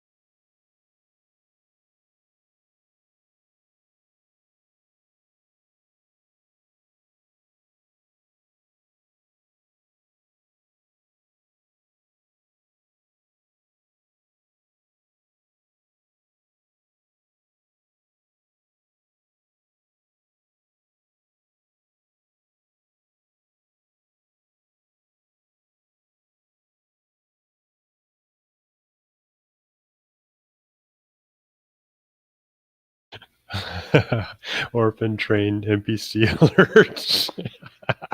Okay, I'm back. But my speakers got fucked. Hang on one sec. He had a brownout. He had a power or some sort of glitch or something over there. So, yeah. We hear anything? We got anything? Yep. Okay. All right, cool. Had a little glitch in the matrix there for a moment. I don't know what happened. My screen blacked out and the whole fucking machine rebooted on me. Oh. Yeah. I think somebody's doing that from another location is what I really think is going on. I'm going to have to do something about that. I really do. Yeah, so you have to find your bookmarker or whatever your location there now. No, I'm good. I have everything. I just brought everything back up the way it was. Oh, nice. All I had to do. So we're right where I was at, and everything's good. Might have too much shit open, so I'm gonna close that one. Let me go into this thing and see if it's a little thing I can do on there. No, it looks like everything's okay. All right, good to go. Good to go. Sorry about that, y'all. It's happening on all channels, is it? It's crazy. It's probably YouTube. You know, yeah. Listen, at this point, they are beyond desperate. They are beyond freaking desperate, and I love it. I love it. They're screeching and scrambling. I had our good friend, that guy Martin, that was on here that about a week or so ago, had him running his mouth on Facebook again. Same fucking stuff. I cannot get how these people do not understand cause and effect cannot be the same thing. You know, you cannot, you see an effect, that's not the cause. Mm-hmm. All right. What's the cause? And then they point to the effect again. And I'm like, oh my God. It's like, you know, the scene in Idiocracy when, you know, they're saying, well, he says, well, what are electrolytes? And you're like, well, that's what Brondo's made from. But what is Brondo? Brondo has electrolytes. Yep. But what are electrolytes? It's what they use to make Brondo. Oh, for fuck. Yeah. It's yeah, bad. that's what they really that's what really happens to them. They get kind of cyclic. They just run in circles. Mm-hmm. Yeah, I love the latest ones here where because the ballers, you know, they've been in all these debates and like this one, and you know, they're really good. And it finally gets down to the point where they're going to tell you science doesn't prove anything. But the first 45 minutes of arguing, it says, we've proven that. We know how far it is to this. We know how big that is. We've proved. How do you know that? Oh, because we've proven that. And then finally, science doesn't prove anything. Do that all the time in this. And I'm sorry, I don't accept that. I don't accept it. Just because one of your priests said that doesn't make it so. That's right. Okay. I don't care if Richard Feynman said that science doesn't prove anything. I don't give a shit. Who the hell is he? Who made him in charge? Yeah. Right. Another Jesuit priest or what?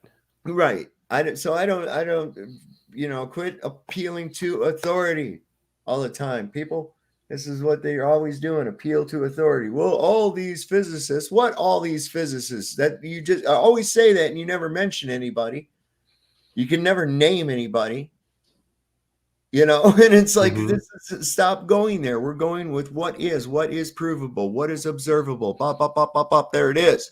Can't go, well, if this exists and then that and the other. And it's like, well, if a bullfrog had wings, he wouldn't bump his ass every time he jumped, but he does. So let's stick with what is.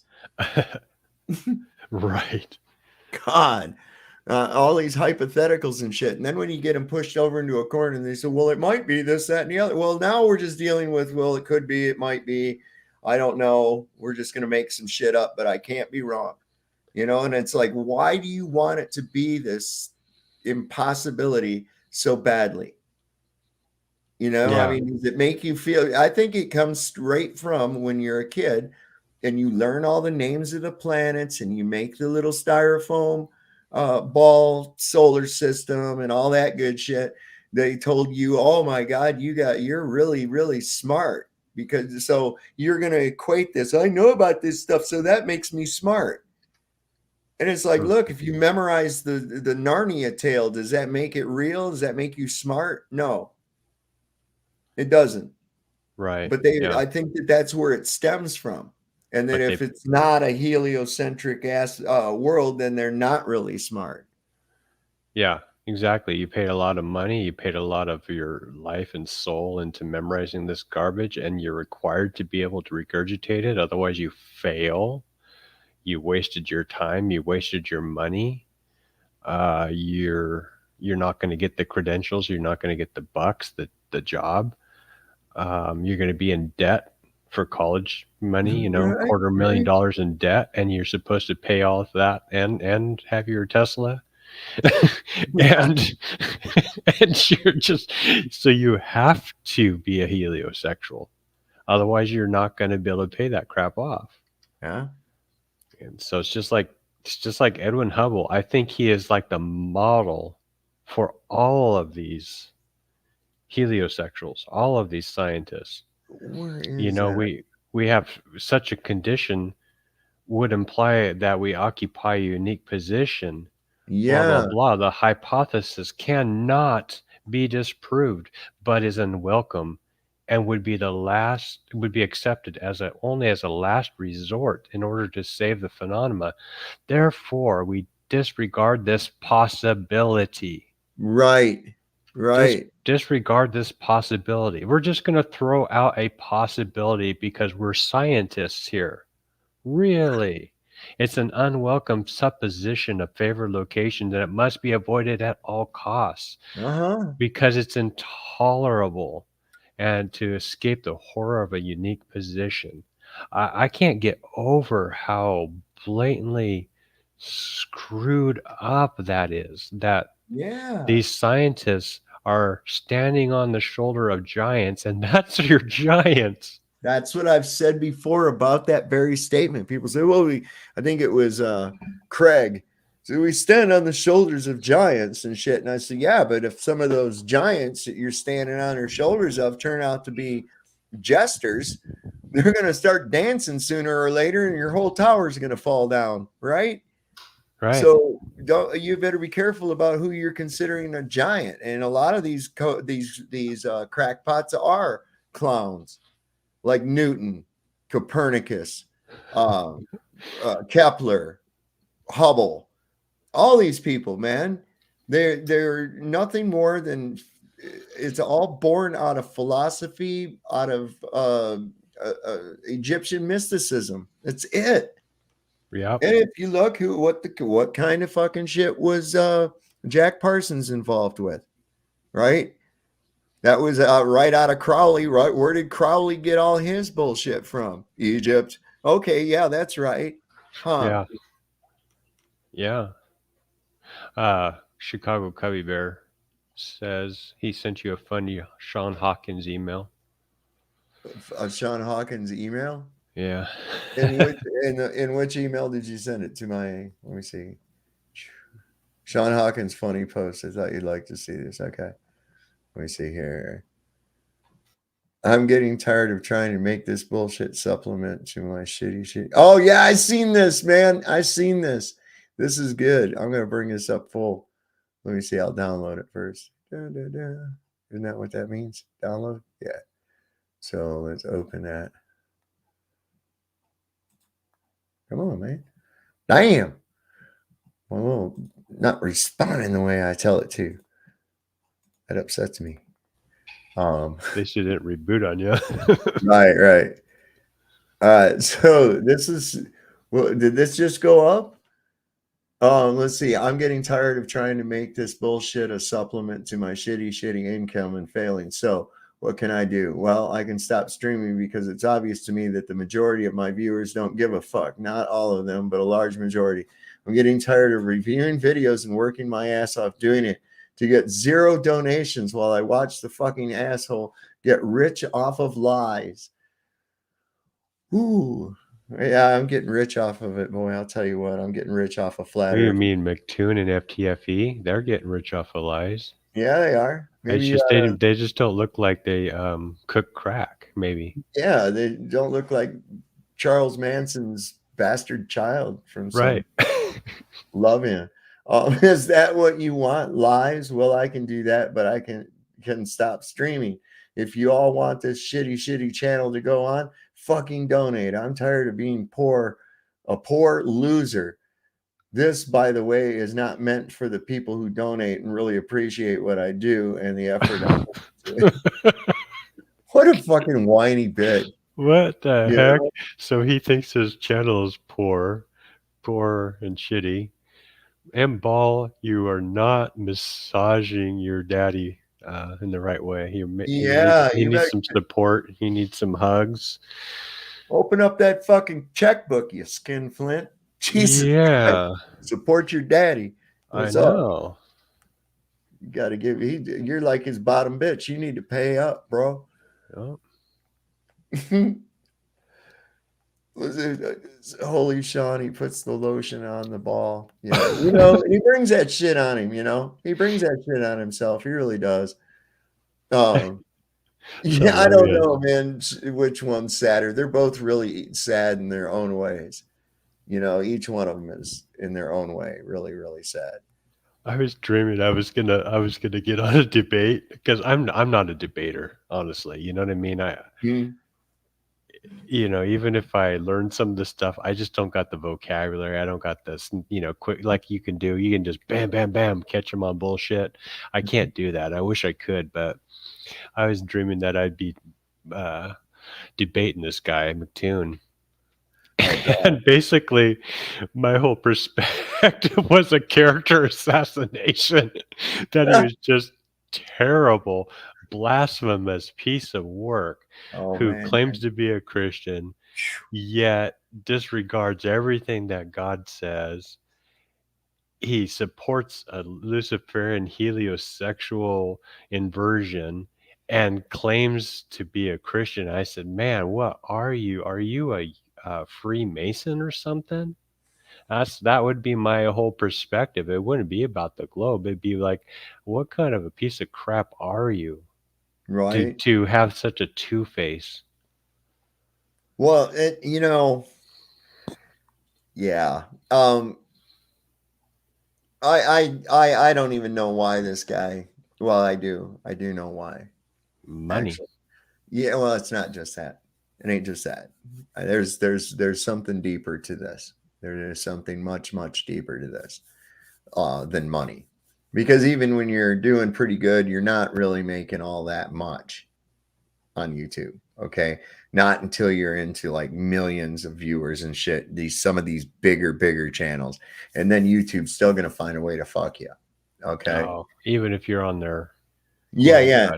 Yeah. Listen, it's a small hat organization. It's going to be run that way. So yeah. Right. That's what it is. Scorpions sting, snakes bite, you know. Everything has its role. You just have to accept it. Nothing you can bitch and complain and cry about it. It's not going to change a goddamn thing. They already know what they're doing. Everybody knows what they're doing. Nothing's going to be done about it. So we leave it at that. So I do believe that there is definitely something more to it. Now, okay. So the only type of monetization that I even have, and I don't get much. Once in a while, somebody will donate money. I put my Cash App in here with all my Rumble channel and my you know, email, all that good stuff, so that if anybody wants to get a hold of me or whatever, you know, so I put that in here. That's all I have. I don't do this for money. I do this because I enjoy the feeling that I get when I open people's eyes. I really do. It's just I don't know how to explain it. It's just it makes me feel good. And I get a lot of bullshit, you know, and I have to fend off with the slings and arrows of the detractors and that, but I get people that come through here and they say, hey man, you know, thank you. You really opened my eyes up to this or that or the other. And I'm like, yeah, cool. And you know why I like that? It's because I know now that they're going to grow and they're going to do the same thing I do. Maybe not in the same capacity, but in some way they're going to influence others as well. And that's the way it is. It's kind of like, I can't reach that guy down in the far bunk. So I'm going to wake up this guy and he's going to wake up the next guy. And we go down a chain until we finally get the guy down there in the far bunk woke up. We're all going to get out of this nap. And we got to do it some way. And that's how it works, man. And so that's why I do it. I ain't doing it for the money. That's for damn sure. And I haven't even monetized my channel. I'm well over the qualifications too, but I haven't even bothered to do that yet because I already know that as soon as I do, YouTube's going to find a way to fuck me. It puts you on the radar a little more, huh? Yeah, it does. And they're gonna just find a way to fuck me. They'll start assigning more agents to you. Yeah.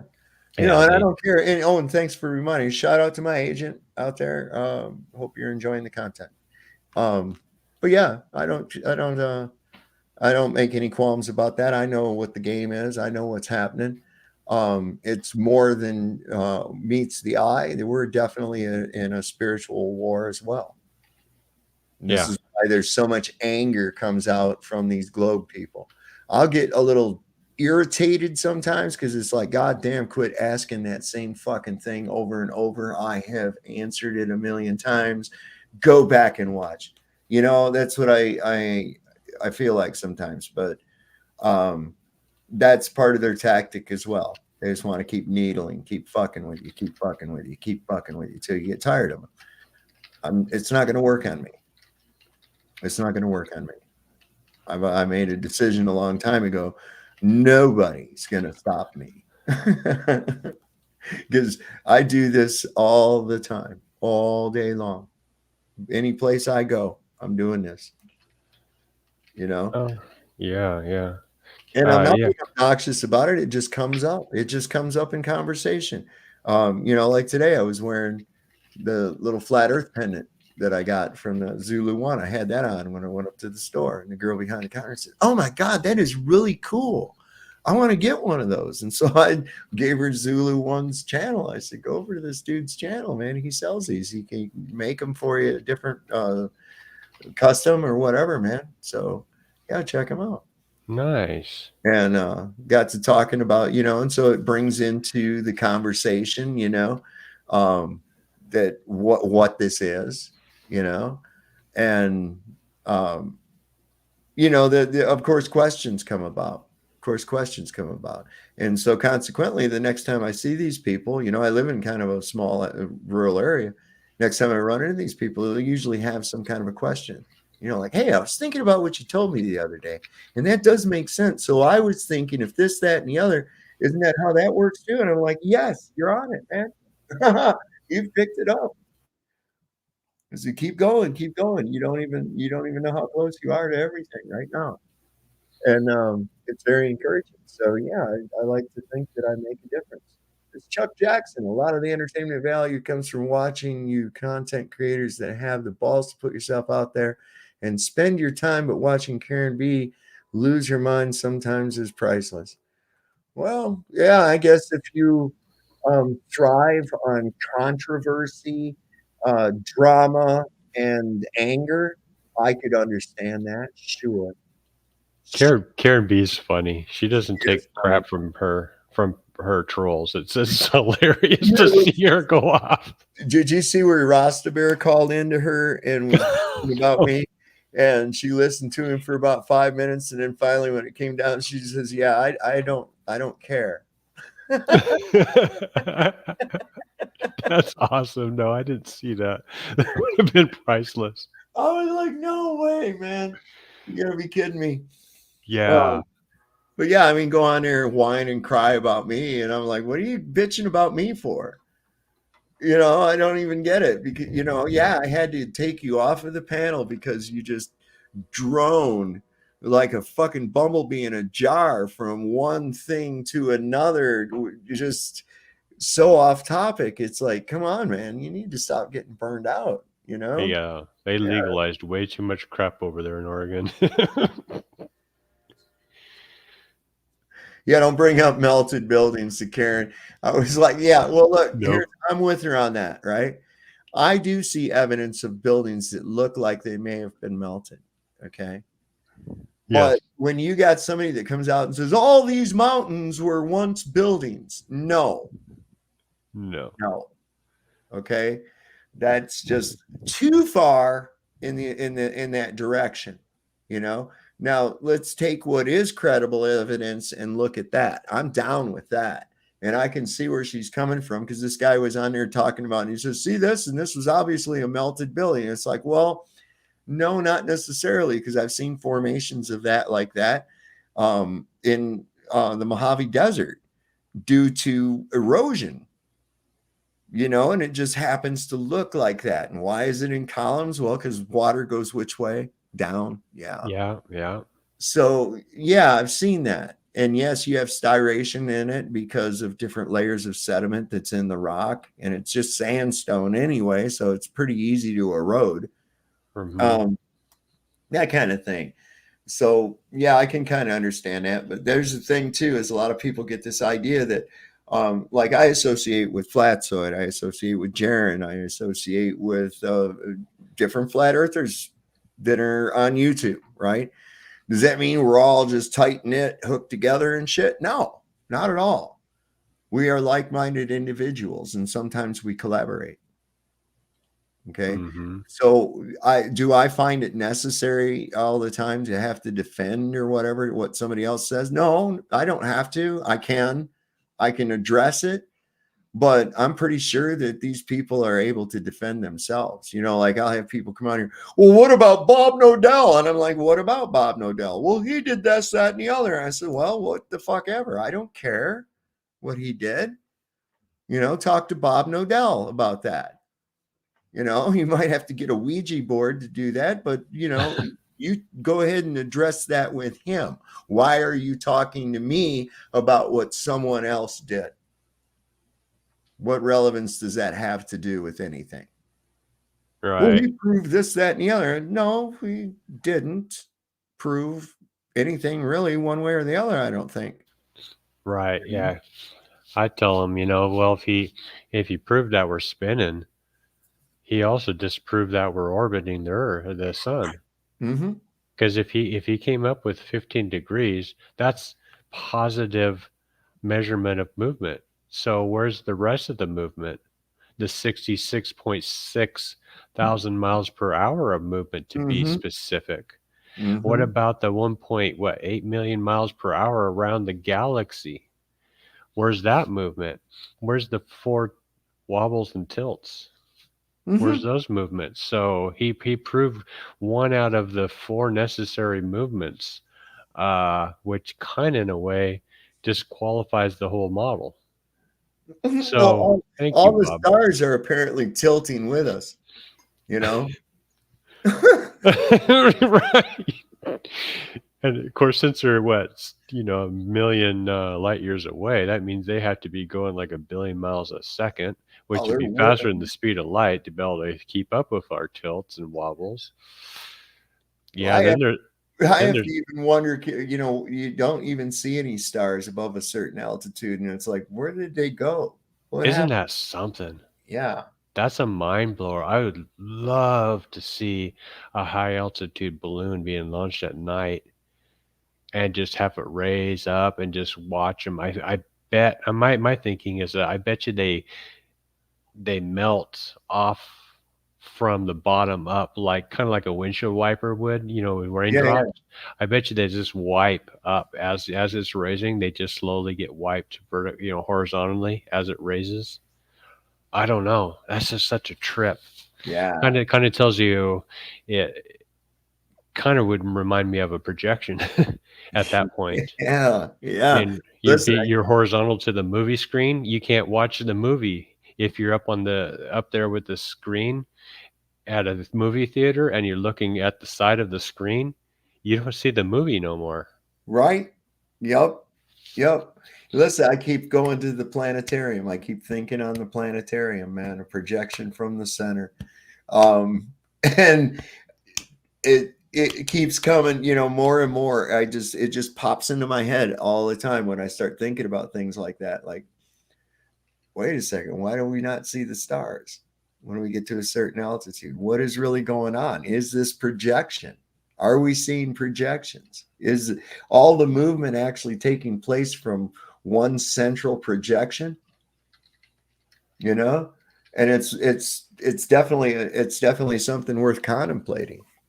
You know, and what better way to hide that in front of you, like saying we're going to recreate this with a domed room and we're going to project some stuff onto the ceiling, you know, but that's not how it really is in reality. You know, like, well, wait a minute, why not? Right? See, I have a name. Just bought a boat that I have to name. I want to name it conspiracy. Not sure how should spell conspiracy. Well, like that. I guess why you would call it conspiracy. That'd be cool to have a boat named Conspiracy.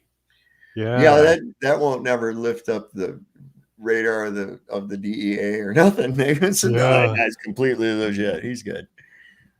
The Flatwater Queen or something. I don't know. I don't know. I would. I don't know. Let me think. The Penguin. The Penguin. The Penguin. Penguin Hunter. The Penguin Hunter. Oh, that'll get him sunk. They'll scuttle his ass as soon as he gets out of sight of land.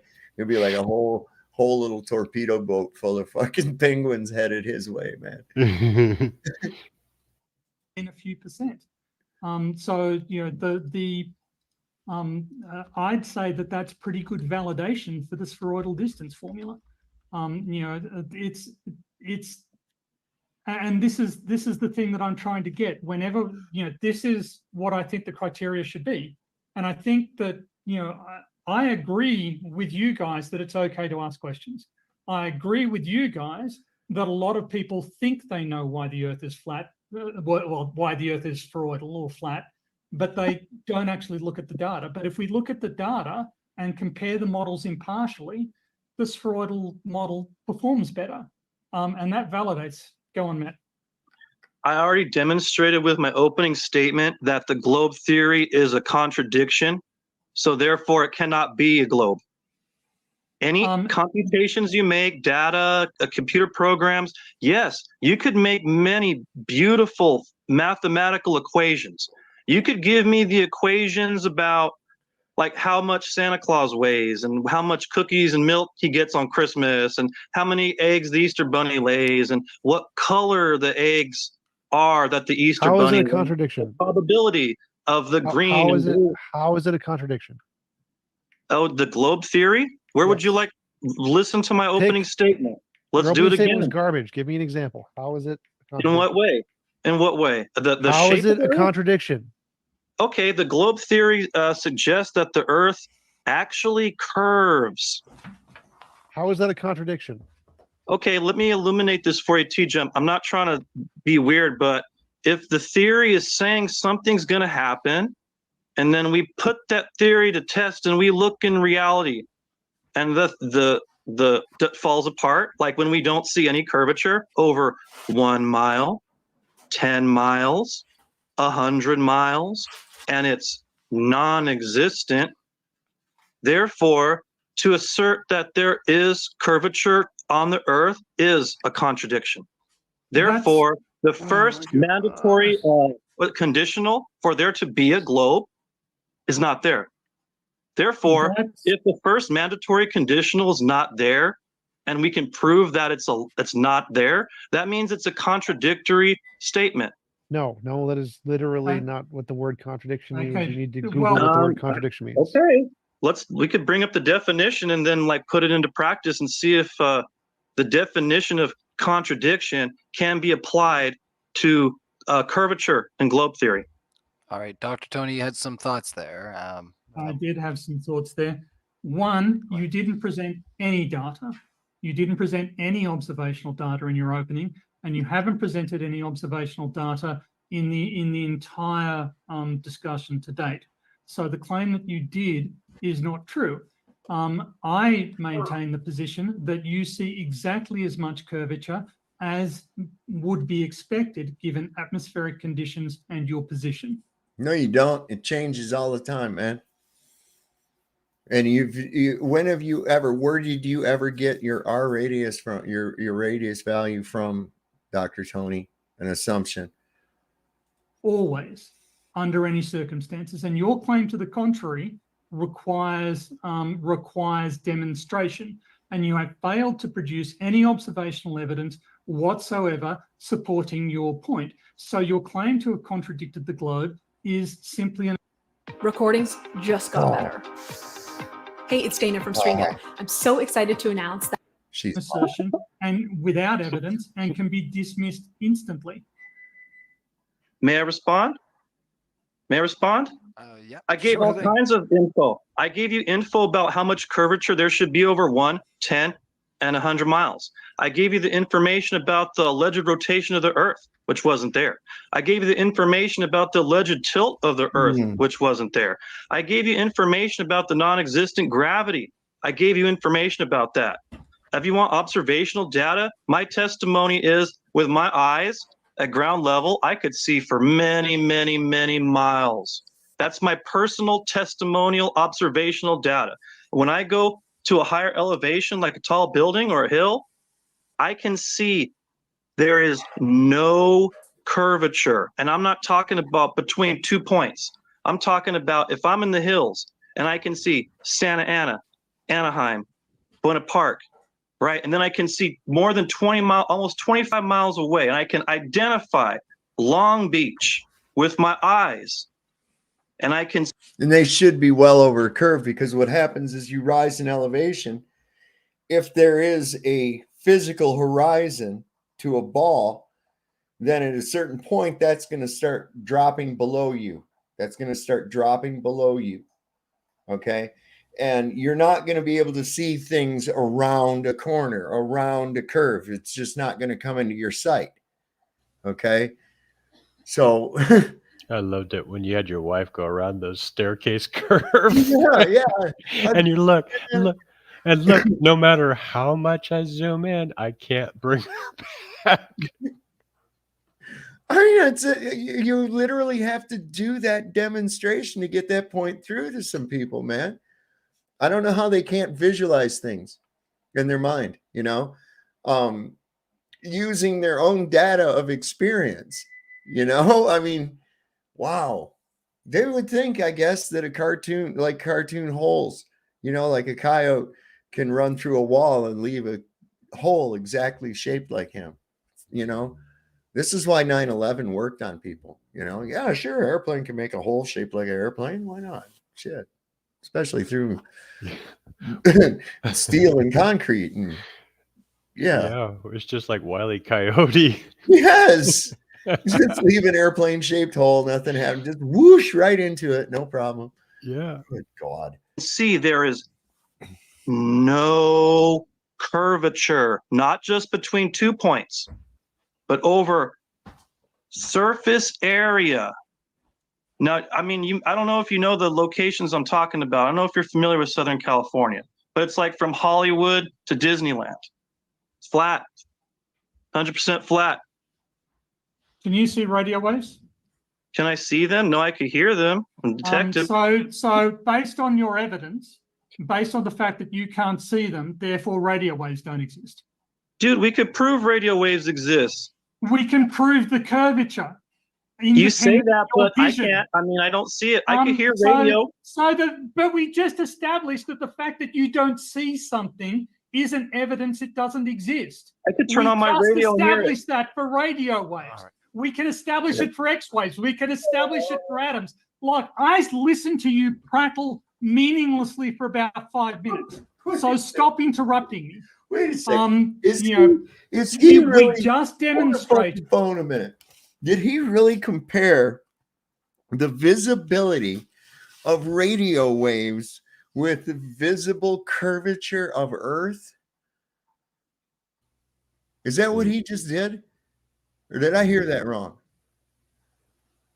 Lordy. He said, "Oh, we know the radio waves are there, even though you can't see them." And it's like, wait, how does that equate to not seeing physical curvature?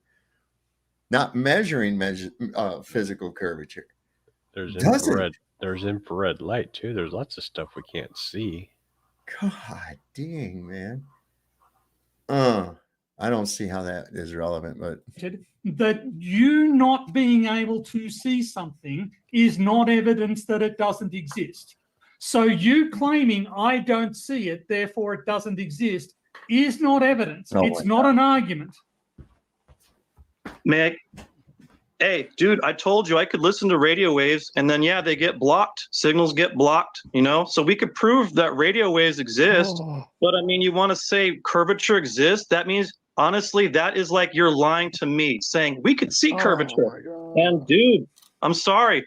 I'm sorry to tell you, PhD Tony, there is no curvature on the Earth over 1 mile, 10 miles, 100 miles. Must we listen to this for the fifth time? Must we listen to this guy just repeat himself? Just because you can't see it doesn't mean it's not there.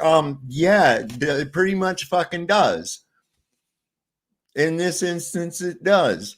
And you comparing radio waves to visible curvature is stupid. You're a PhD. Come on. Let's just give for a second there, Tony. Just 1 second. T-Jump, you're making a lot of noises that should be reserved for the 18+ sections. So, like, what's going on, buddy? What's you're making a lot of groaning. The stupid of everything Matthew is unable to understand breaks my brain. So, Tony was making a very simple point. Matthew's argument was dumb, was just stupid because he's. Wait a minute. Wasn't his hair on the other side? I was about to ask. It's like he can flip it one way or the other or something. Maybe he mirrored it. It's like when you graduate, you flip your little tassel to the other side. No, he might have mirrored his screen when we were like, I don't know, but maybe it's that's one of the things you can do with your hair. It's like having two personalities or something. Oh, that's anyway. I still can't believe this guy tried to compare physical curvature with not being able to see radio waves. That was the dumbest shit that I've heard yet, man. Come on. Wow. Said, I don't see curvature, therefore there is no curvature. Then Tony made a very clear point. Do you see radio waves? Like, no. Matthew admitted he does not see. This fucking guy's gonna try to back that up. I would have tried to make people forget he said it. No kidding. I wouldn't reinforce it. That's even worse. Radio waves.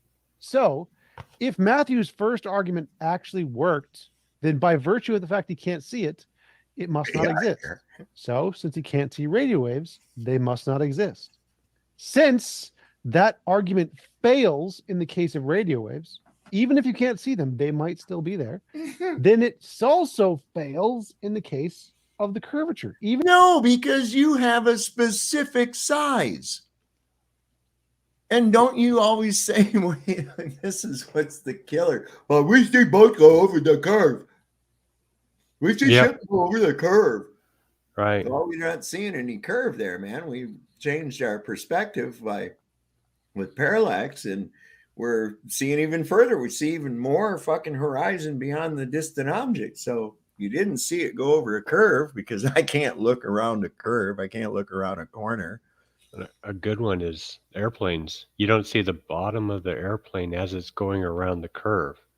So the bottom of the boat disappearing, sure, because there's waves. Mm-hmm. But, it's supposedly going around a curve. Well, airplanes are way up there.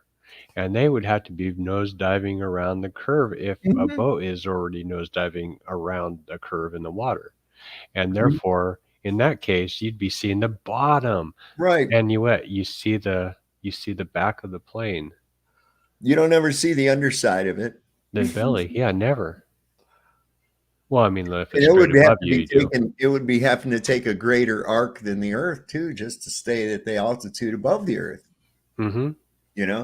So actually, an airplane traveling at 35,000 feet going from New York to Los Angeles is going a lot further than it would have to on the ground. Yeah, that's right. Yeah.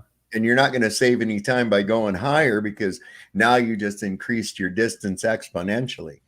You'd have to have aerical miles, like nautical miles or something. No, don't give them no ideas. Don't give them no ideas, man. They're already hiding a bunch of shit that way. Even if you don't see it, it could still be there, which debunks his own argument. That was the full point of Tony's argument, and Matthew just completely did not understand that. And it was so simple. It's so simple. I don't think we're going to forget this one, Matthew. Let's just let Nathan in right quick. I don't think you'll forget, though. If I can jump in here real quick. Go ahead. I'm giving the floor to Nathan. If I could share my screen here real quick. So what I have here, so let's take this claim of and I'll try to be as clear as I can with this. So let's take this claim of, is there curvature that we can detect? Say I'm skeptical that there's curvature. So we can look at something like bottom-up disappearance, and we could say that that is more inferential towards there being curvature, because something would go down a physical dip, and then only part of it would be visible because of the curvature. So so if we look here, this is on so now a flat surface needs to be able to show what looks like bottom-up disappearance, what looks like curvature, using realistic natural variables that we would expect to find if we were measuring for them out in the real world, in the shared reality. So this here is a known flat surface, and using temperature variation, you'll watch as the bottom of taller objects, and then things that are shorter inherently are all removed because of this controlled variable. And so this is a recreation of what should support a globe, but it's recreated on a known flat surface. So now we can look out, because this is what looks like a curved observation in reality. Now we can look to what would be something that would show a flat observation of reality, which would be these lights, which are all 1 foot high and observed from a viewer height of under 1 foot. They're 5, 6, 7, 8 miles away, and they appear in a line. So if you graph them out, so this looks like flat. So now the globe, which is claiming contour, has to be able to recreate a demonstration where we can have realistic variables. If you want to call it refraction, take any refraction you want, control it for a variable in a scaled experiment, and then repeat it and show to scale that a curvature rate would be able to look flat, because these are linear space lights that are exponentially curving further than each one than the last.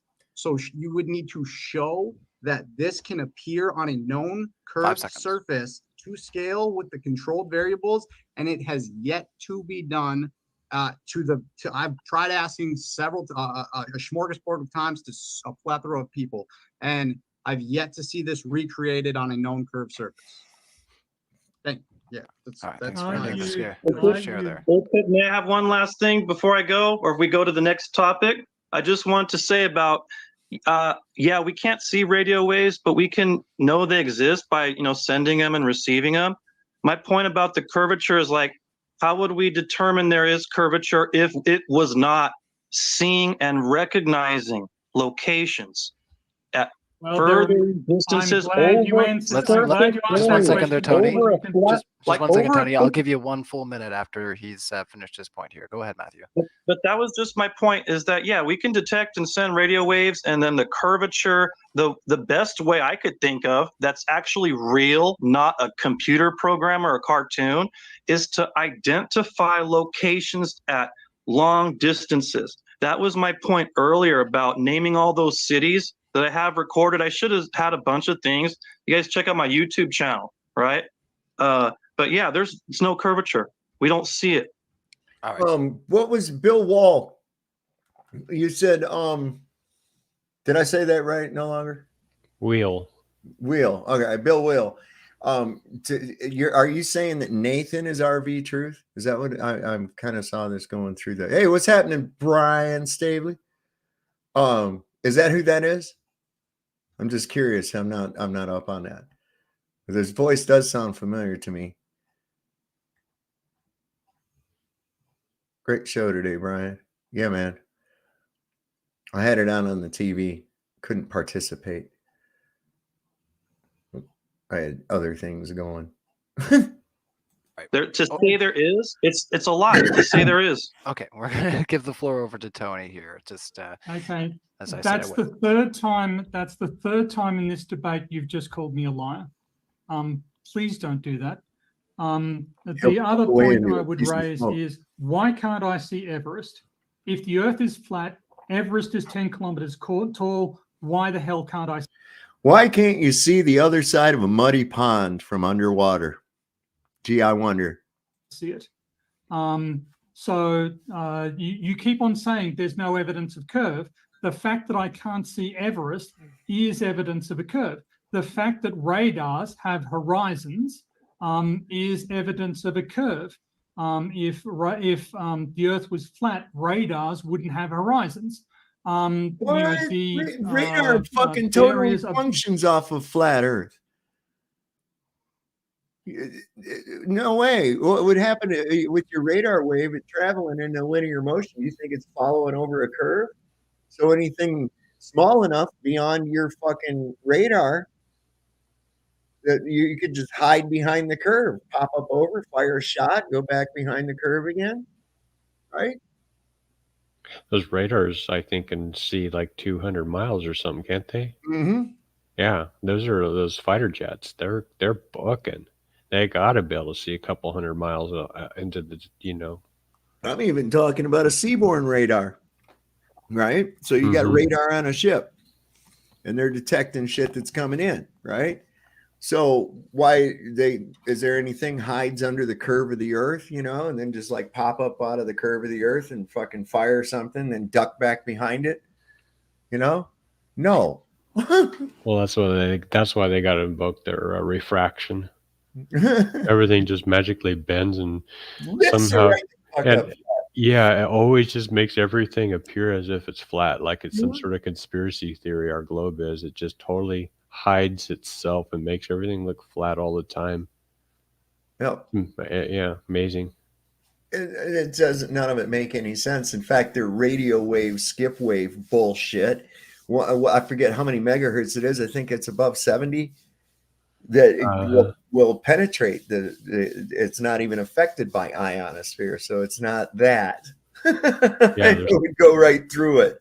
Skywave propagation, that bull crap.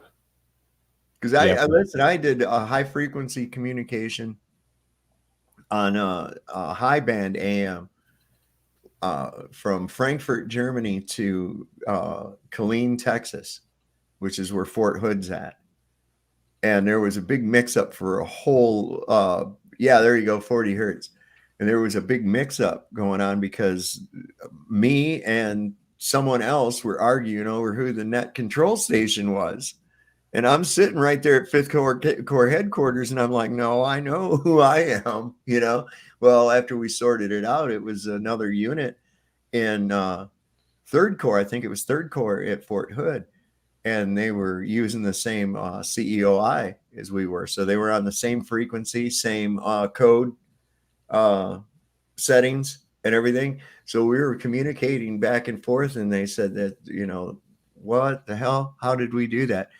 And especially when our generators were only supposed to be 10 kilowatt generators, right?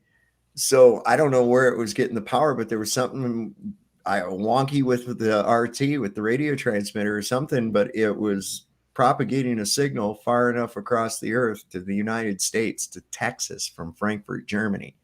And they said it was bouncing off the ionosphere.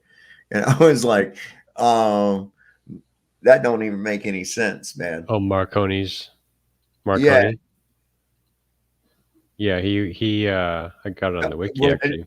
Yeah, I mean, I actually did this. I did this. Oh. Yeah, I was the net control station for 5th Corps headquarters for high frequency communications.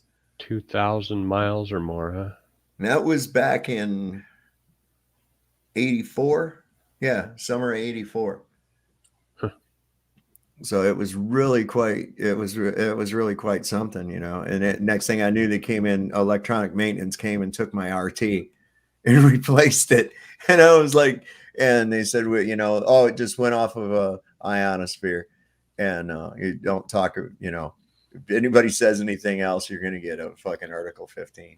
Yeah, that's why they say the skywave propagations in the 3 megahertz to 30 megahertz range.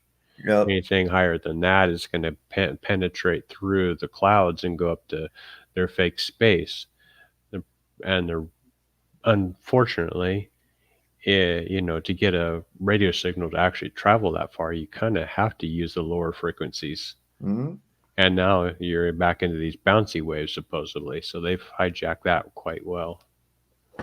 It's falling apart on them, though. It really is. Just like our P900, it just lets us see too far. And radio waves, it just happens to go too far.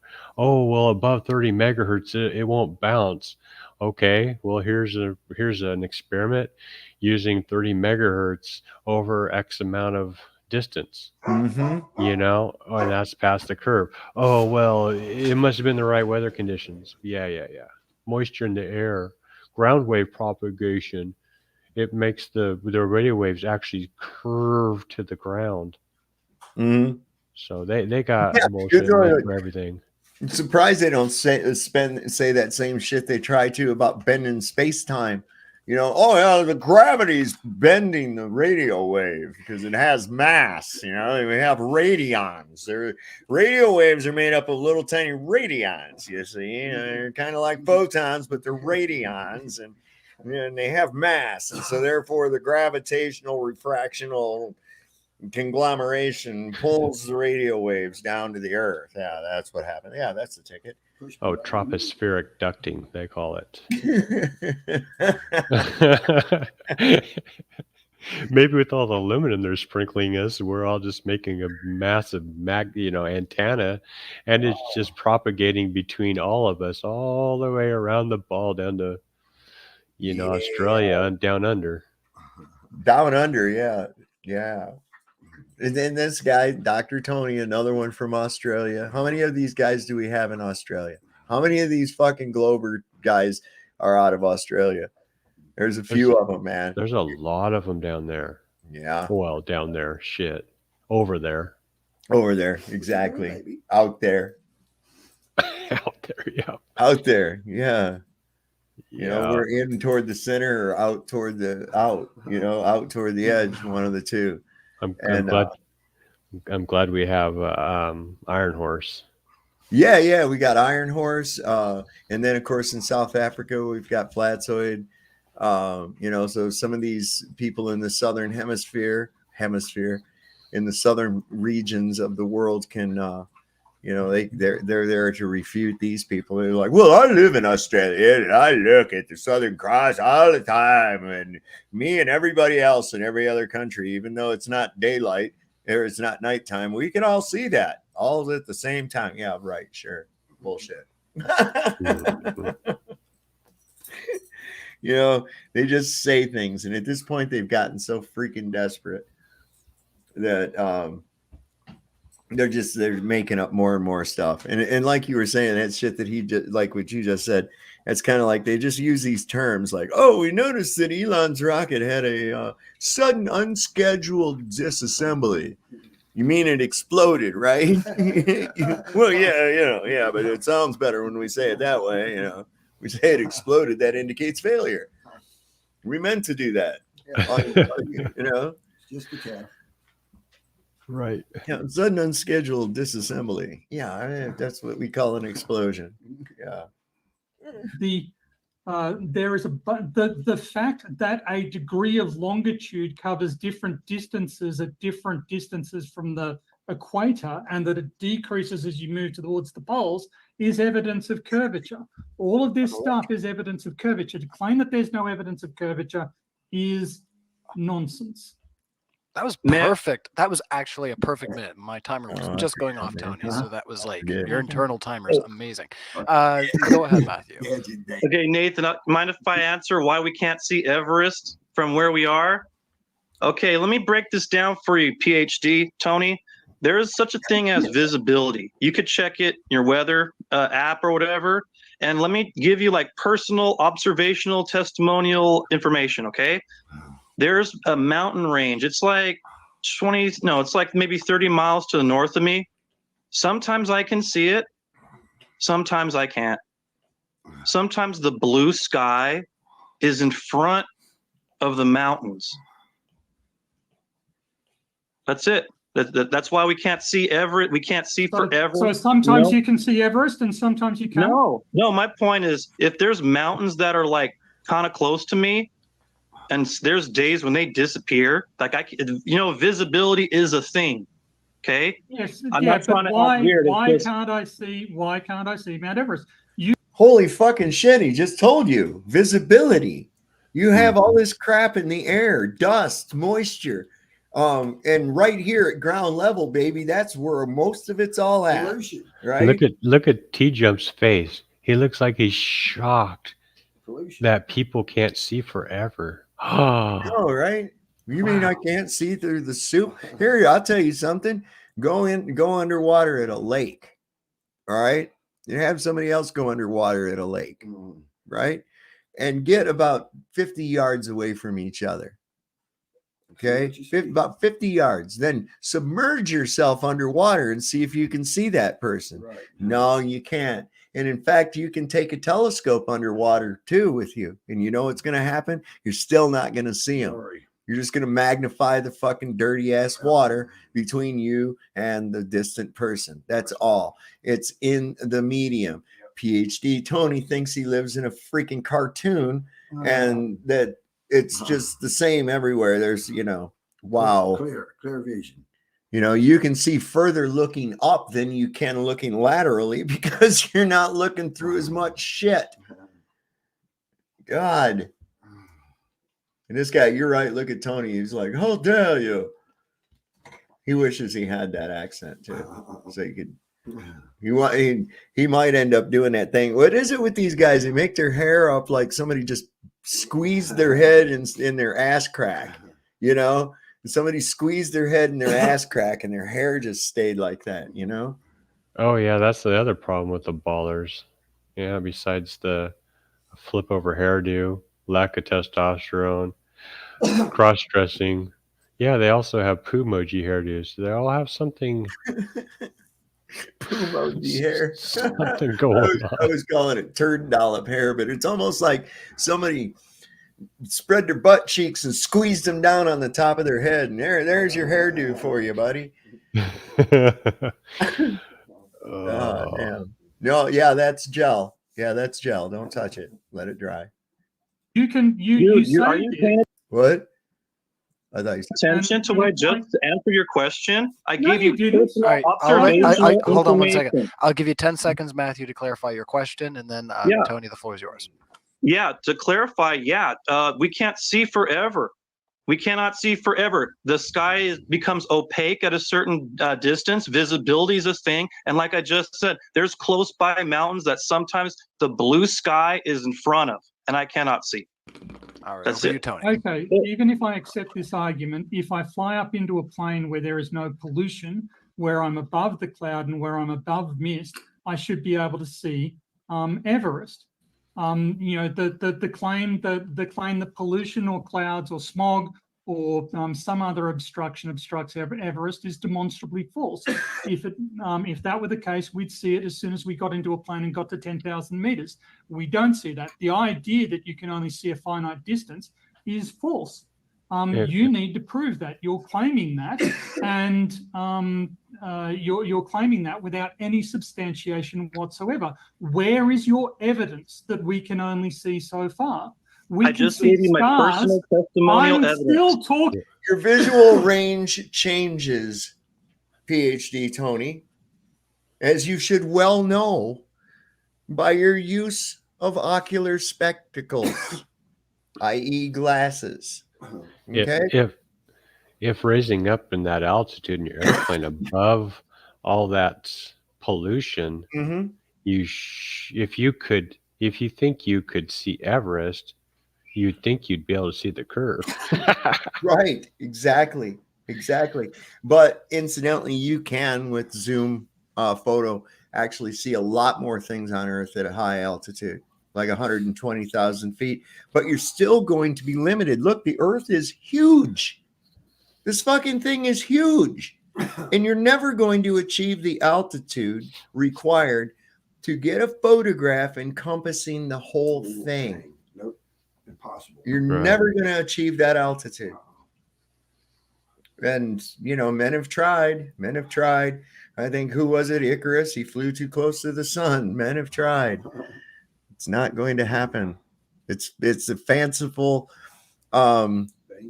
musings of philosophers and disturbed people. They can't magnify that big. Yeah, I know. You would never. No. Looking, sir. That's my question. We can see stars that are that are a long way away 10 seconds. without obstruction. How do you know they're a long sorry, way I away? was just saying you got another Hold 10 on, seconds. Wait. What did I just say? As you look up, You're not looking through the thickness. Think about this. It's the difference. Looking this way, looking laterally, and looking up is the same as looking through the edge of a pane of glass or looking through the face of a pane in the glass. Okay? A pane of glass. Because you're not got the thickness of this dense medium that we're in down here. Okay? Only a short amount of it. What is that flashing? Did you see that? Is it lightning or something? What is that coming from? It's weird. It's a mile and a half. Yeah, it's probably some kind of conspiracy theory. No, but you know, so you're looking up. You're only looking through a small amount of that shit. When you're looking, because it's thinning out as you go up. Obviously, this is why you can see a lot further when you're at higher altitude, also because of parallax. Yeah. But you can also, one thing I noticed when I was in California in the desert, I was amazed at how far I could see. I was really amazed at how far I could see. And one of the things that'll fool you when you're new to that is you'll see something interesting and go, oh my God, let's go over there. That's just right there. And then you going and going and going, and you're like, well, fuck. It looked like it was just right there because you're not used to seeing that length of distance, but it's amazing. And then, yeah, it really is. And it's because it's like, you know, 14% humidity, you know, as opposed to here, what do we got? 50, 40, between 40 and 70% humidity at any given time, most of the time. That's a lot more moisture. I can get up here on the Blue Ridge Mountains, go over here to the Storybook Trail, and on a clear day, you can see pretty far down the valley. But on a hot summer day when it's humid, you're lucky you can see past Luray, you know? So it does got Density. There's a density to the atmosphere. They call it atmospheric opacity. And that's the term that we use for it.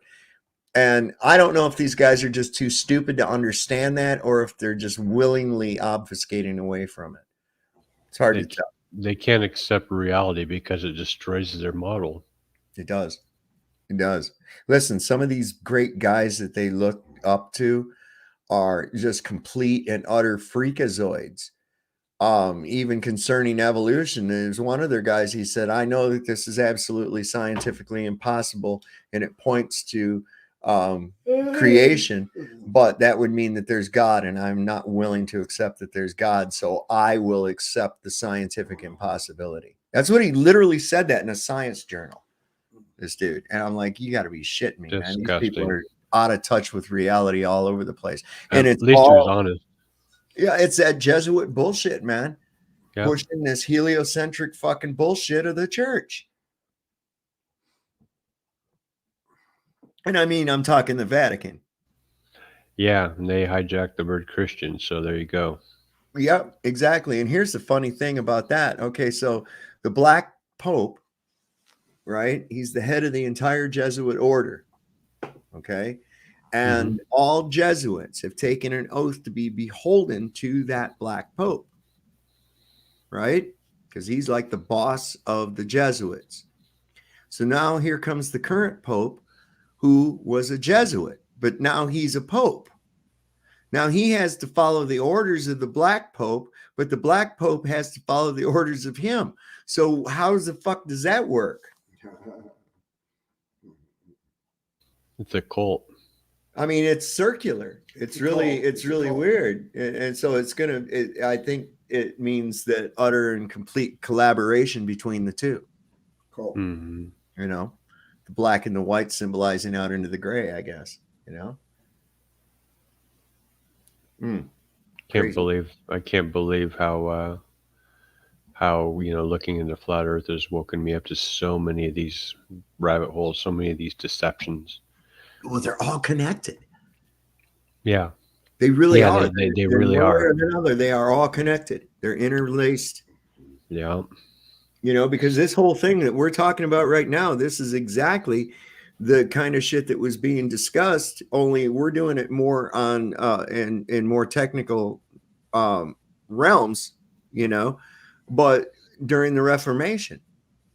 Yeah. Okay, that's when they started trying to push this fucking shit Right. right off the bat. And you know, these people, what was his name? Martin Luther and Wycliffe and I'm trying to think, Tinsdale. They were warning people against these guys, man. They were saying, look, the shit they're preaching, they can only mean they're possessed by the devil. Yeah.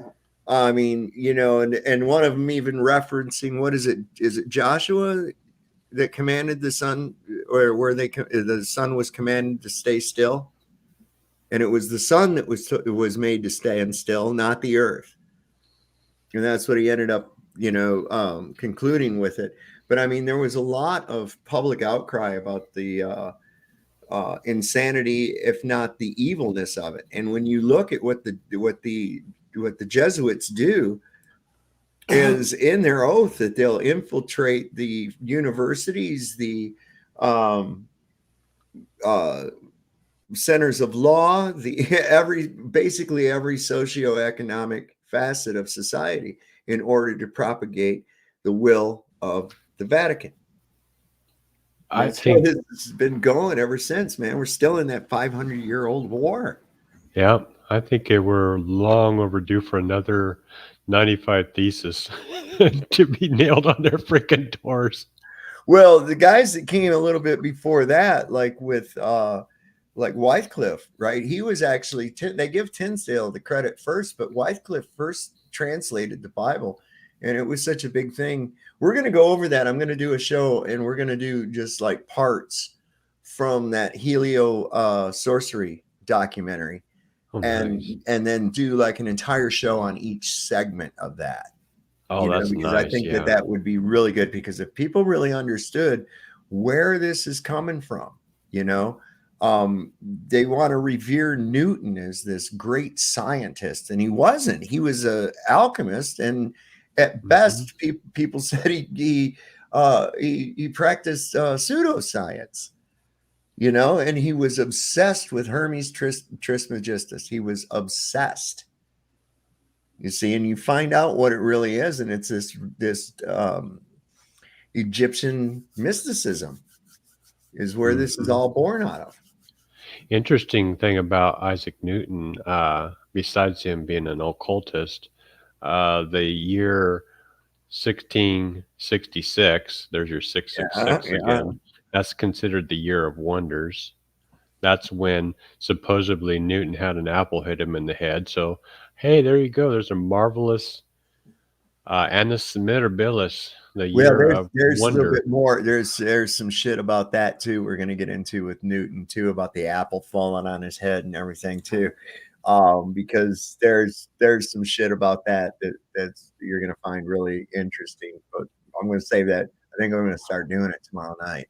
Nice. Yeah, I'd love to, what do you call it, dictate or whatever, write, you know, record, write some notes down for the wiki on that one, because Oh yeah, I totally want to get into some of that kind of gravy to put in there. yeah. That's awesome. I had put the link. I'll do it again. Let me put it in the chat again for that documentary. I've told people, go watch this. You'll get a lot of information. And it shows, so let me put this link. But I did find some redeeming qualities of Newton lately. Actually, my wife did. He was against the occultist, if you will, or not the occultist, but the pagan origins of the Trinity. He was what you would call. He'd be what was called a deitist. He did not believe the Trinity nonsense. So I thought that was kind of interesting. Well, yeah, and you start getting into that. That's a whole nother issue. I look at it. Here's my Trinity: is mind, body, and soul. And you have to have a balance between those three things. Okay. Yeah, that Trinity's hot right now. Yeah. I mean, you know, it's like, and as I've often said before, you can often look at the idea of the angel and the devil on a person's shoulder as one is higher self, the other is ego. Uh-huh. So ego wants the bad. Ego wants the, whatever, the pleasures of the flesh, whereas the higher mind wants the pleasures of the spirit. So you have to learn to meld those two together. If you get too far in one way or the other, you're out of balance. So mind, body, and spirit. Right. You got to bring them all into harmony. That's the Trinity to me. And then there's that, what is it called? The trifecta or whatever it's called. Whatever the Indian has the three gods. But also I heard this one was interesting. I think that's the Egyptian one. Horus, horizon, Horus rising. So you got the sun god, right? Horus rising. And Horus is rising up over the horizon. And that is one of the three of the Trinity. And then, of course, you've got Horus dying, because he dies and is reborn, rebirth. So you got the sunset and the sunrise. And then guess what you have when the sun's directly above you? God of the highest. Right. So interesting, huh? Yeah. It's like, where have you heard God of the highest before? Did you know that that's where ours comes from? Horus. Yeah. Yeah. Horus. That's pretty crazy. So real quick, I was just going to play this trailer to that heliosorcery. That's kind of interesting. Give you an idea of what it's about. And like I said, I'm going to go over this. It's in sections on there, which is separated and they're labeled, but pretty good. Well done. And I want to go over, the first parts on the Reformation and how it plays into this, and the Jesuits, and then how it was propagated even further. It goes into Darwin. It goes into this whole idea, or Darwin's grandfather was even trying to push this human monkey idea. When he was, Darwin's age. So it wasn't something new to him. He was actually looking for evidence of that. And I've heard also that Darwin was actually in search of proof of God. And this is what's funny. And then I'm going to play this video. But people all the time, they say, well, I've never seen God. Where is he? I've never seen God or anything. Right. And I'm like, well, where are you looking? And they're like, well, where should I look? Like there's going to be a place. And I'm like, yeah, you have to find God from within. You don't go find God somewhere. You find God from within, so that might be your problem why you're having trouble finding God. That's right. You're more than just a meat sack that thinks. He lies within. Yes. Written on the heart. Anyway, this is good. This is really good. And then we'll get back into the debate. But yeah, heliosorcery. It's really a good video. In the middle of all, however, resides the sun, a visible God.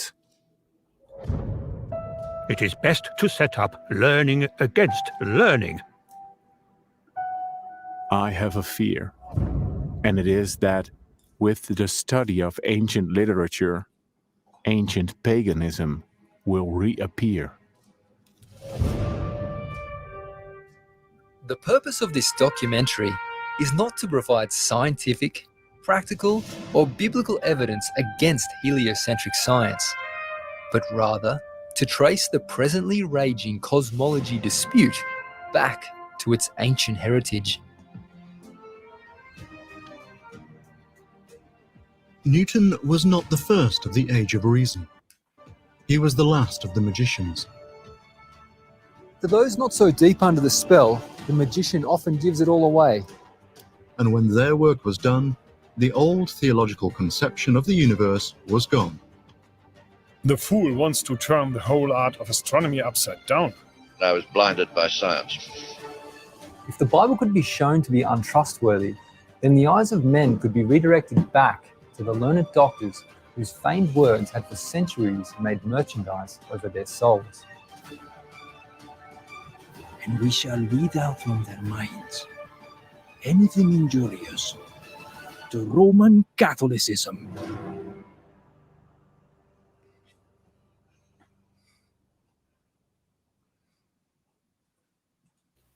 Nice. It looks pretty good, don't it? I've watched it now twice. I watched it once myself, and then I watched it with my wife just a little while ago. And I was like, yeah, I'm going to go over this because there's some really, if people can get into where these deep roots and they can get off of these talking points that the Globers, these people knew at such and such a time. No, man. Wait do you see how they came about from this whole idea to begin with? Okay. Then you're going to start questioning shit. Most of the people here already do that. But yeah, it's very telling. And you see that, holy crap, you know, and like I say, I'm not a religious person or anything, but I do believe there's evil, there's good, there's a God, there's a devil. And this has got the fucking devil written all over it, man. It really does. And it is by far the most epic and huge deception that's ever been played out on man, I think. I really do. Because they've lied to you about when you are, where you are, and who you are. They've lied you. Everything people think about where they are, when they are, and who they are is fucking wrong. And that's a hard pill for a lot of people to swallow. But once you go ahead and chug it down and swallow it, then you're ready. Then you're ready for freedom, man. And as I've said a million times before, if you free your mind, your ass will follow. That's how it works. Free flow. Listen, there's a prison for the body. And it's got bars on it. Now there's a prison for the mind, and it's in the shape of a little blue ball. It's fucking physically, scientifically impossible. With water and all. But hey, if you're going to live under the rule of the adversary, you might as well live in the inversion of reality as well, because that's what they've done for you, is they've given you a complete inversion of reality. Up is down, down is up. Everything is the opposite of what it seems. That's right. Yeah. Hey, I gotta hop off. All right. Well, thanks for coming on, Joel. All right. Take care. All right, brother. You have a good night, man. All Tell right, your much wife love. I said hi. Okay, will do. Much love. All right, man. All right, bye.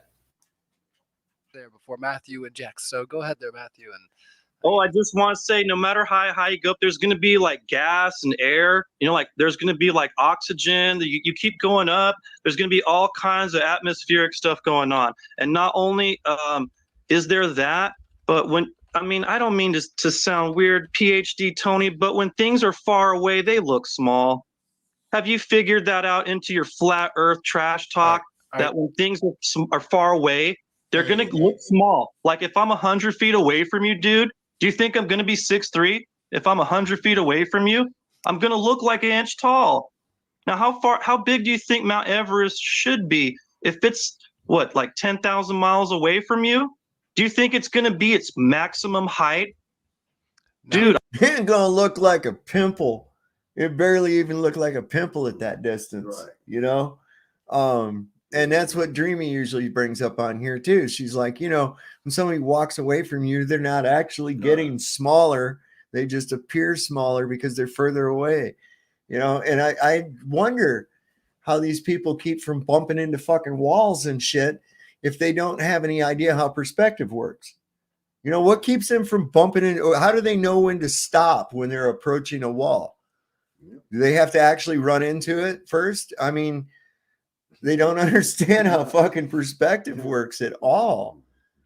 But I'm sorry to tell you, like, it's going to be taller than anything between it and me. There's nothing obstructing it.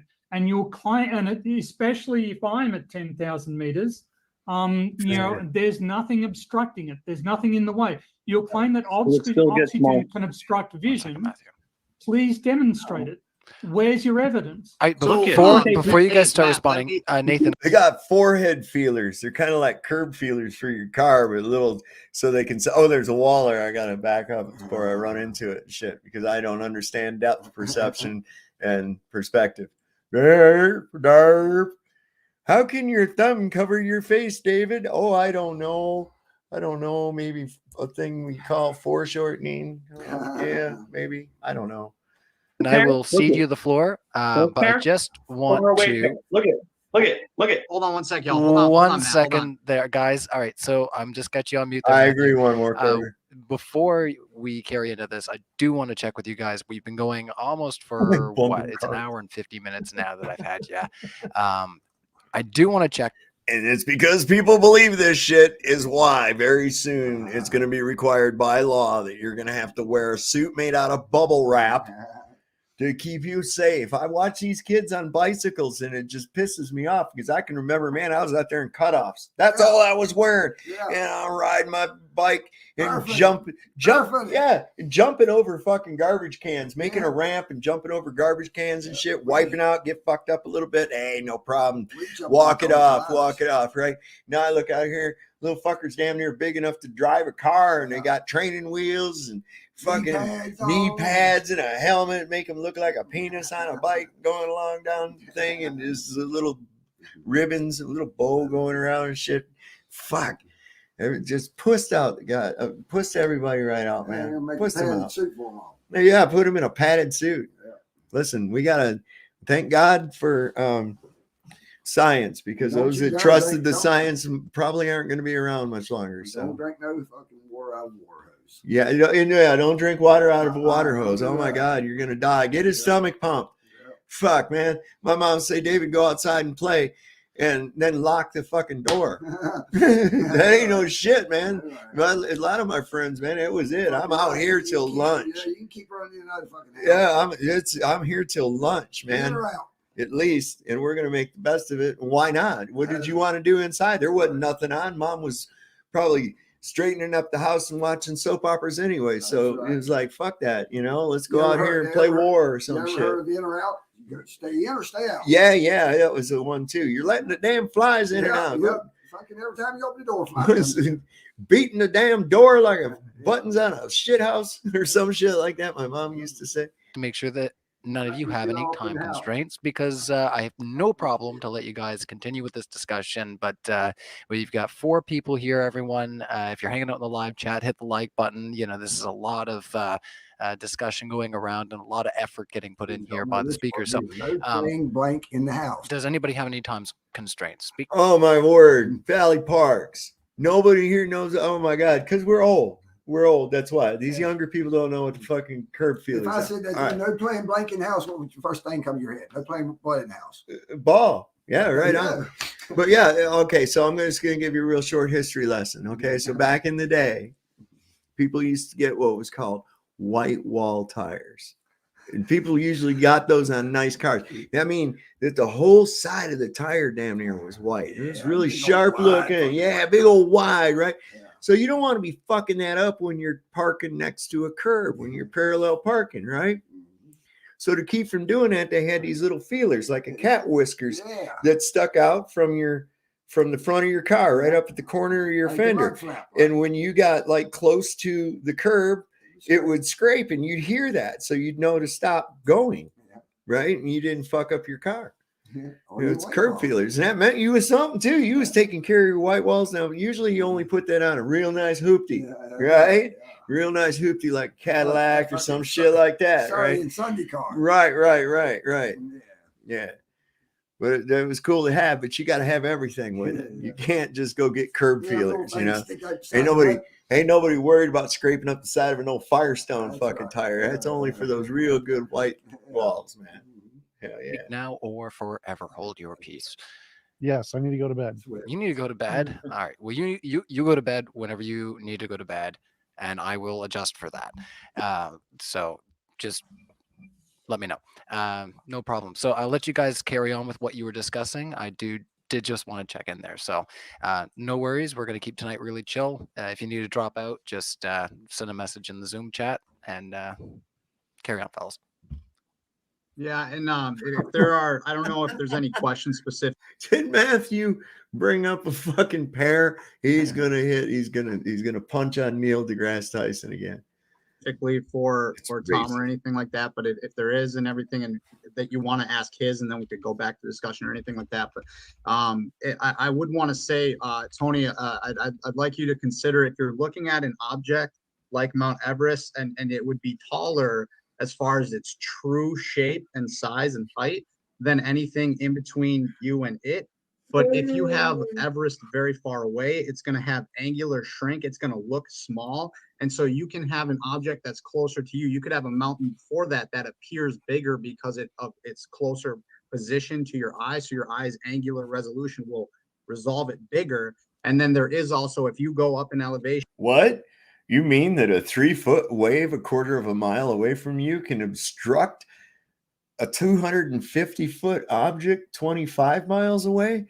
Why? That's amazing. And that's how your vision works too.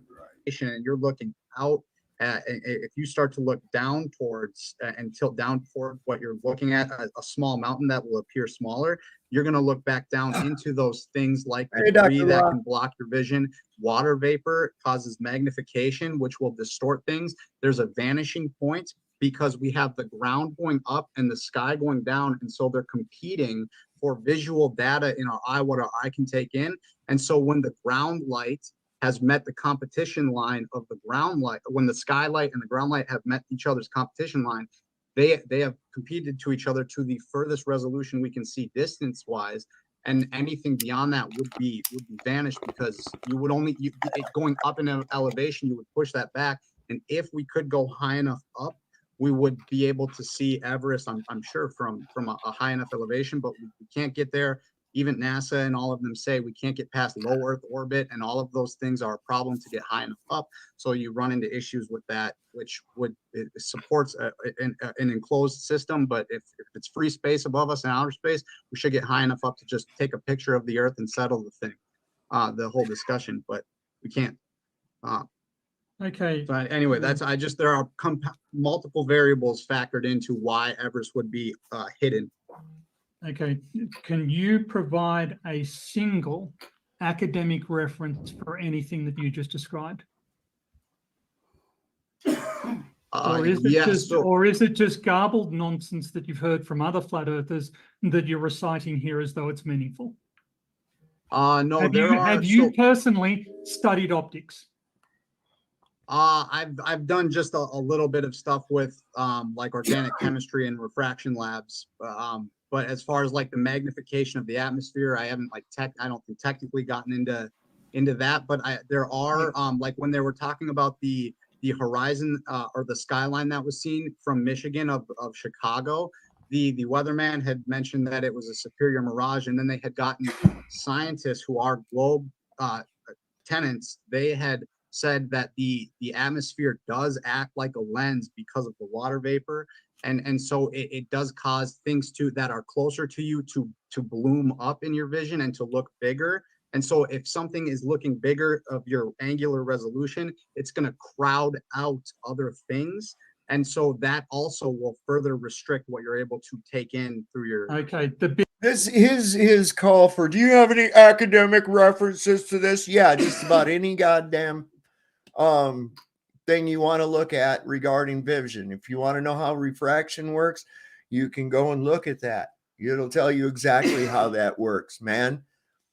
What the fuck is this guy even talking about? Yeah, whatever community college you have in your town, there's an academic reference. How about a high school?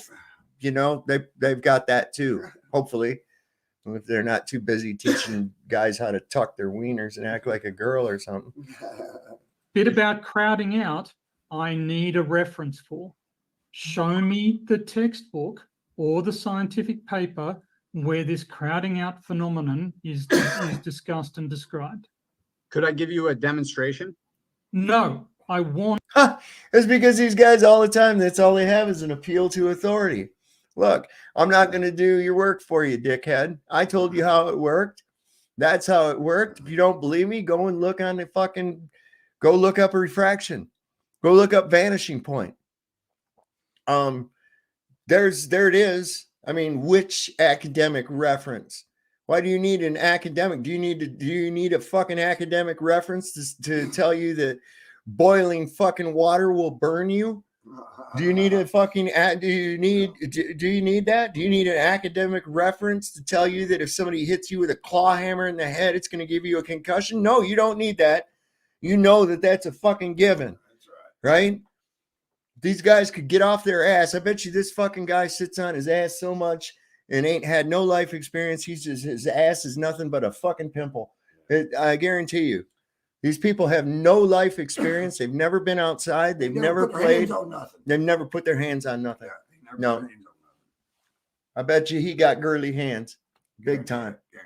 Want a scientific paper describing and enumerating this option, because what you're describing is actually not physical reality.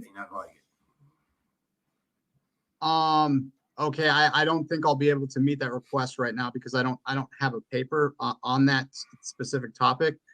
Okay, my suggestion to you is that you should actually, because I hear claims like this a lot. And yet you've never bothered to look to see if it's true. Why would you have to look to see if it's true? Here's how you look to see if it's true. Put it into practice. There you go. I mean, holy sheep shit. You know, I can give you all kinds of formulas for refraction and all that kind of shit that you want to, but it's going to be different. I've got a demonstration of how the shoreline from a distance over time lapse, because of atmos opacity and changes in the conditions of temperature and shit, it changes. It changes throughout the fucking day. Now, does that mean that the land's growing and shrinking and growing again or anything like that? No, it doesn't. Doesn't mean that at all. So Tony's full of shit. And now at this point, he's grasping at straws. Okay, he's grasping at straws. And be like, do you have some kind of an academic reference to prove that if someone is set on fire, it will burn them? Good God. Do better, piled high and deep, Tony. And they're generally made by flat earthers who actually don't have any formal training in optics and don't understand what they're talking about. And they might be well advised to actually get some training in some physics. No, they don't want to watch a demonstration one more quarter. And the reason they don't want to see a demonstration is because it will blow their little fantasy bullshit out of the water. Okay? We're dealing with people that are in fear. These people are in fear. This is one of the things I get, you know, when I'm telling people that you're enclosed, nobody gets out of here alive. Okay? We're trapped. What the fuck do you mean trapped? Do you know how big the world is? Where the fuck else would you go?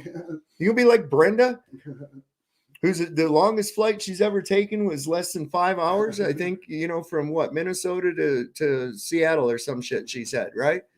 And I'm like, you realize how long you would be eating MREs and dealing with the same passengers along with you for months. And then once you get there, you got to live inside some little thing. You can't go outside. You're going to still be eating little packets of fucking dried up food until that runs out. I don't know how you're going to figure you're having some kind of agriculture. You're going to do like Matt Damon and have poop potatoes. It's a fantastical, whimsical imagination of fucking children. And this is why NASA's all the time telling you, oh, use your imagination. It's beyond our imagination. Yeah, because it's all fantastic. It's all just fantastical bullshit. People need to grow the fuck up. You know, this is shit for children. Agree, and I do think that the people who had mentioned that water acts like a lens in the atmosphere and causes magnification, and causes optical phenomena, and mirages and illusions. I believe they had some form of educational background. Yes, and did they tell you how often that happens? Is it a common thing or is it an uncommon thing?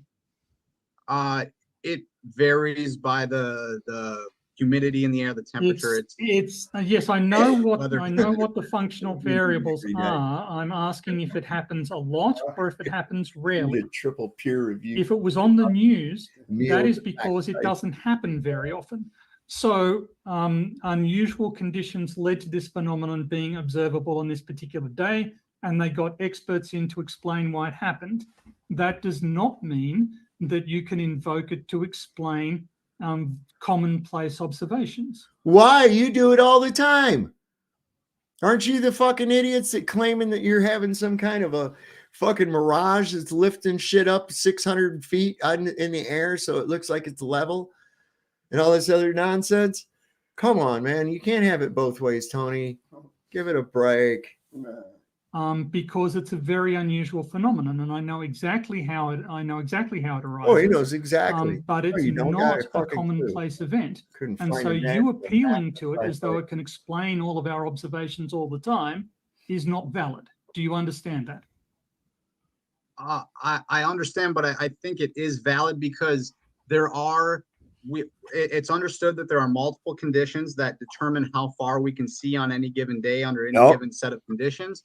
And so let's say if we're in Michigan, that the furthest we're allowed to see with the clearest conditions that allow us to see the furthest are something that allows us to see the Chicago skyline, which should be hidden by a pretty substantial amount of curve. But I would wager that on average, the weather of the area would tend to put the visibility termination line somewhere.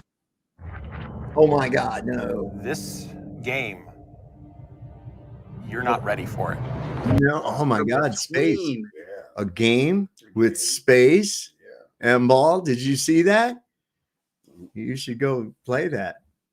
Michigan and the water so that it actually prevents you from seeing Chicago. And even if you have fog around you, you're going to have your field of view limited to like 30, 40 feet. So I would say it's somewhere between those events that keep it very close and near and very distant. And most of the time, the conditions will put you 5 miles out or 10 or 20 miles out. But then that would, if we want to take that to the Eratosthenes thing, or not the Eratosthenes thing, but the boats going over the horizon at 3 miles, how do we determine on what day, on what conditions, the actual limit of how far away we're seeing something go over it? The distance to how far out we can see changes so that our value would change. Just to give you all an idea as to what he's talking about real quick. Let me just show you. Oh, wrong one. Gotta bring this up first. Bom, bom, bom, bom, bom. There it is. That turn on. Okay. Grab. All right, there it is. Boom, boom, boom. And here is the horizon, which is supposedly Earth curve, and we see just a time lapse of it throughout the day. We see it moves drastically, goes up and down. Now the Earth is not breathing in and out, it's not doing yoga and stretching. Of course, this is just an optical effect because the conditions are changing, and so it's causing the horizon to move around because that's just the vanishing point, the convergence point, and it's changing based on the different conditions. It's just an apparent effect. It isn't any physical hump blocking things in the. Does that make sense? Does that kind of make sense, folks? I hope so. I really do. Because that's what these Mr. PhD doesn't get right there. That's what a bunch of these people don't get when you say, where did you get your R value from? This is what we're talking about, G. Okay. And so I think that can you Google visible termination line for me? Because you used that term as though it was technical jargon. Can you Google that for me and see how meaningless it is?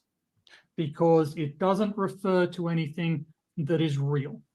And while you do that, I'll just remind everybody that approximately, I'm going to say if you guys got more thoughts to get out, that's all cool. But approximately 5 to 10 minutes, we should start engaging with the audience a bit with the I just Q&A. need to duck off to go to the bathroom. Sorry to interrupt. That's fine. Yeah, if you need to use the washroom. T-Jump, you were shaking your head earlier. When you were listening to some of what Nathan was saying. Did you have any thoughts?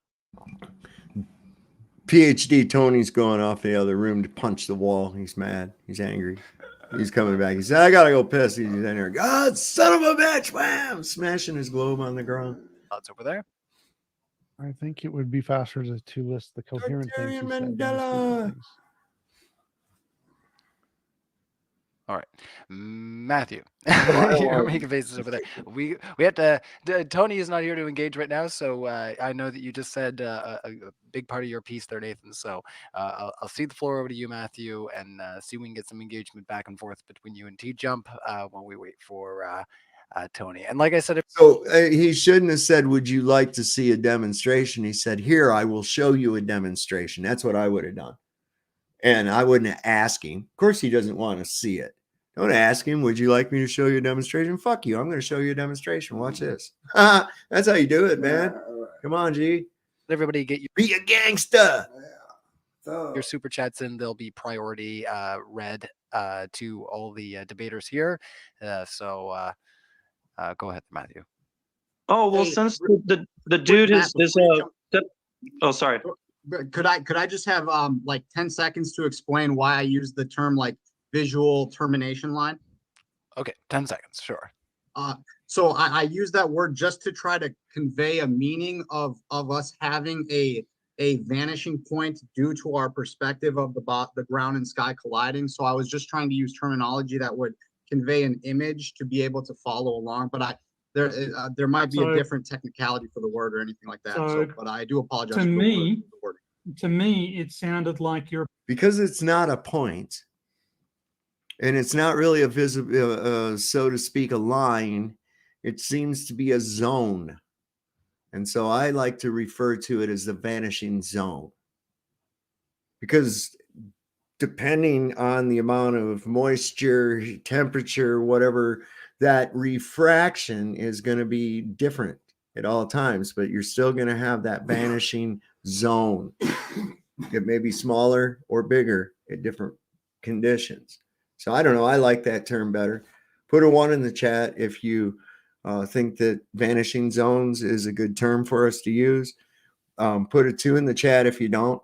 Put a 3 in the chat if you just like putting numbers in the chat. appealing to something that is absolutely not demonstrated to exist to explain something that you can't demonstrate using physics. That's what it sounded like to me. Any thoughts there? And I would, Sorry, go ahead. and actually, I'd like to say something else.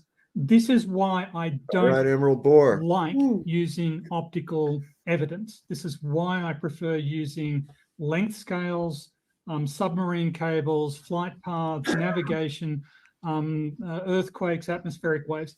Because whenever you get into these discussions about what you should or shouldn't see, it always boils down to fairy tales about optics being different from we understand it to be. You know, the limit of refraction or Rayleigh's criterion or whatever magical phenomenon people want to appeal to. And it's why I prefer to stick away from these blurry, out of focus photos. I don't think T-Jump understands the argument. He does look rather confused. I don't think he's really brought a lot. I think Tony's really carrying the weight of this, but and actually stick with something that is measurable and repeatable. All right. That was fascinating. I think this might be a good time, everybody, to move into our Q&A. We got lots of questions that are coming in. And if you're hanging out in the live chat right now and you want your question to be asked, get it in there as a super chat, and that will ensure that we read it before the end of our debate. So let's get into it, everybody. And you gotta once grow again, your hair up like smash that like button as if it owes you money. Ambient guitar music says, question for T-Jump.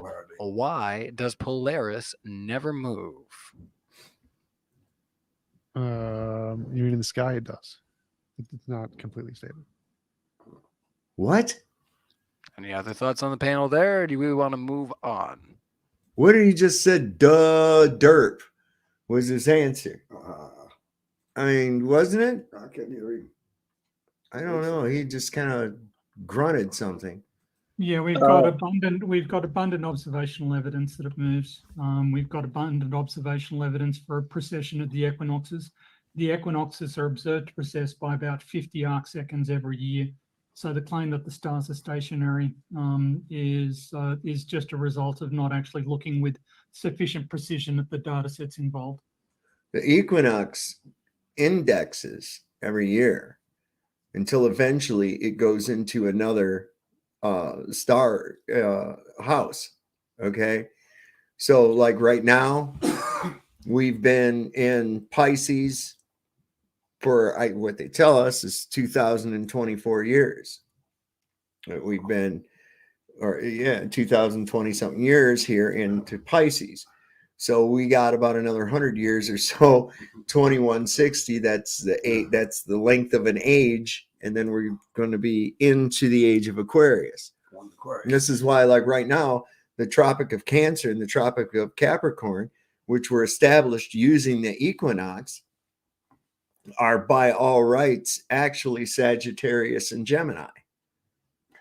Okay, so it's going to shift again soon. Well, soon from an age period, and just about another within the next century. So here we go. All right. Let's carry on unless you got any thoughts on the other side. Matt, can I take this? Yeah, go for it. Because I was listening, but you could go for it. Okay, so with Polaris, the talk about the precession of the axis is that you have like this arc in the sky that gets traced, and the Earth over 26,000 years is claimed to make a 360-degree circle. And I don't rightly know why Polaris don't move.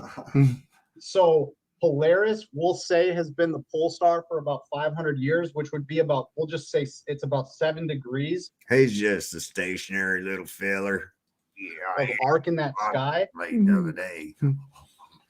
You call it a Kaiser blade. Some people call it a sling blade. So it took 500 years to get that 7 degrees, and the claim is that only within the last, or in the next 100 years, will we approach the pinnacle where Polaris is the most aligned with the axis of our rotation. So we're not even at the peak of Polaris being the pole star. So that means in 500 years, it covered 6.99 degrees of the arc swing. And then in the last 100 years, it's going to cover a very small portion of the sky and aligning itself. So that would turn this arc that casts over 2,600 years, and it would essentially make a sky path that looks something like this, where this part here is taking a lot of time, and this narrowing here, and then this can get covered. This swath can get covered very quickly, but it's claimed to be a gradual swinging of the arc through the sky. Do you know what, according to the zodiac, according to astrology, what star sign should you see at dawn on the spring equinox? I don't follow star signs. Okay, so it would be it would be Aries is supposed to be there.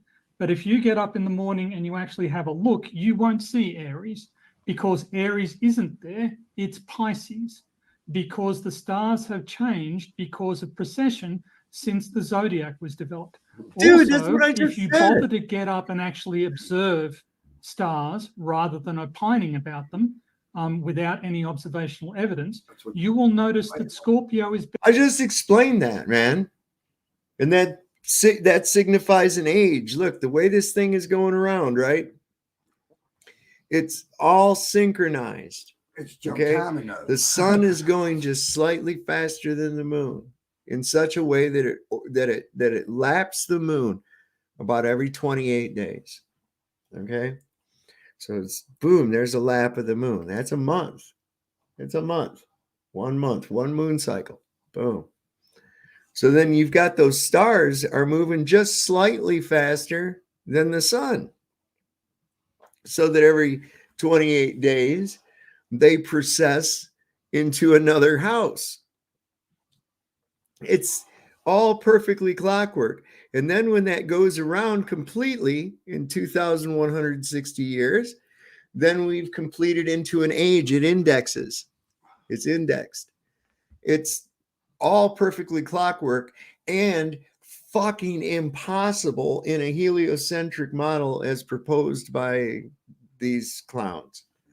Barely in the zodiacal belt anymore. Its place has been largely taken by the constellation of Eucus. So the claim that there is no precession is falsified instantly by the observed precession of the zodiac since Hipparchus compiled his star charts, and since the He just asked me what's quantum science. I said imagination. Basically, it's like astrophysics. Theoretical physics. What they tell about, right? Garbage. Yeah. Fucking garbage. Stick to provable, Right. actual shit. You know, anybody can fantasize whatever, you know. Oh, there's magic fucking dragon farts is what makes everything go to the ground, you know. Chaldeans compiled their star charts before him. I would refute that with the Chaldeans being a flat earth culture, and that there are cycles to the sky and cycles within those cycles. And so some cycles will take longer because the sun's grand hierarchy of cycles takes a different time than the stars. Over time, we could expect that the sun will go through different zodiac signs. As So you as do we go through concede the that the year. zodiac does change, Well, of course. and that the and that and they all are going around Polaris. You're proving our point, PhD Tony. Absolutely. And they process around a central point, the same central point that all the stars are going around, the same central point that the moon and the sun do their little dance, their little spiral from south to north. I mean, it's like, holy fucking God, man. and that the position of stars changes. Hey, I would throw it out there that no, Polaris is not moving because there's megalithic structures that line up with Orion. And if the stars were tilting, or if some other bigger, like 30,000 year cycle is taking place, that would not align perfectly with the pyramids. And Polaris would not be exactly above the North Pole. And to answer further questions about Polaris, it looks like it's turning. It's in one spot turning on. I think it's the 1 degree.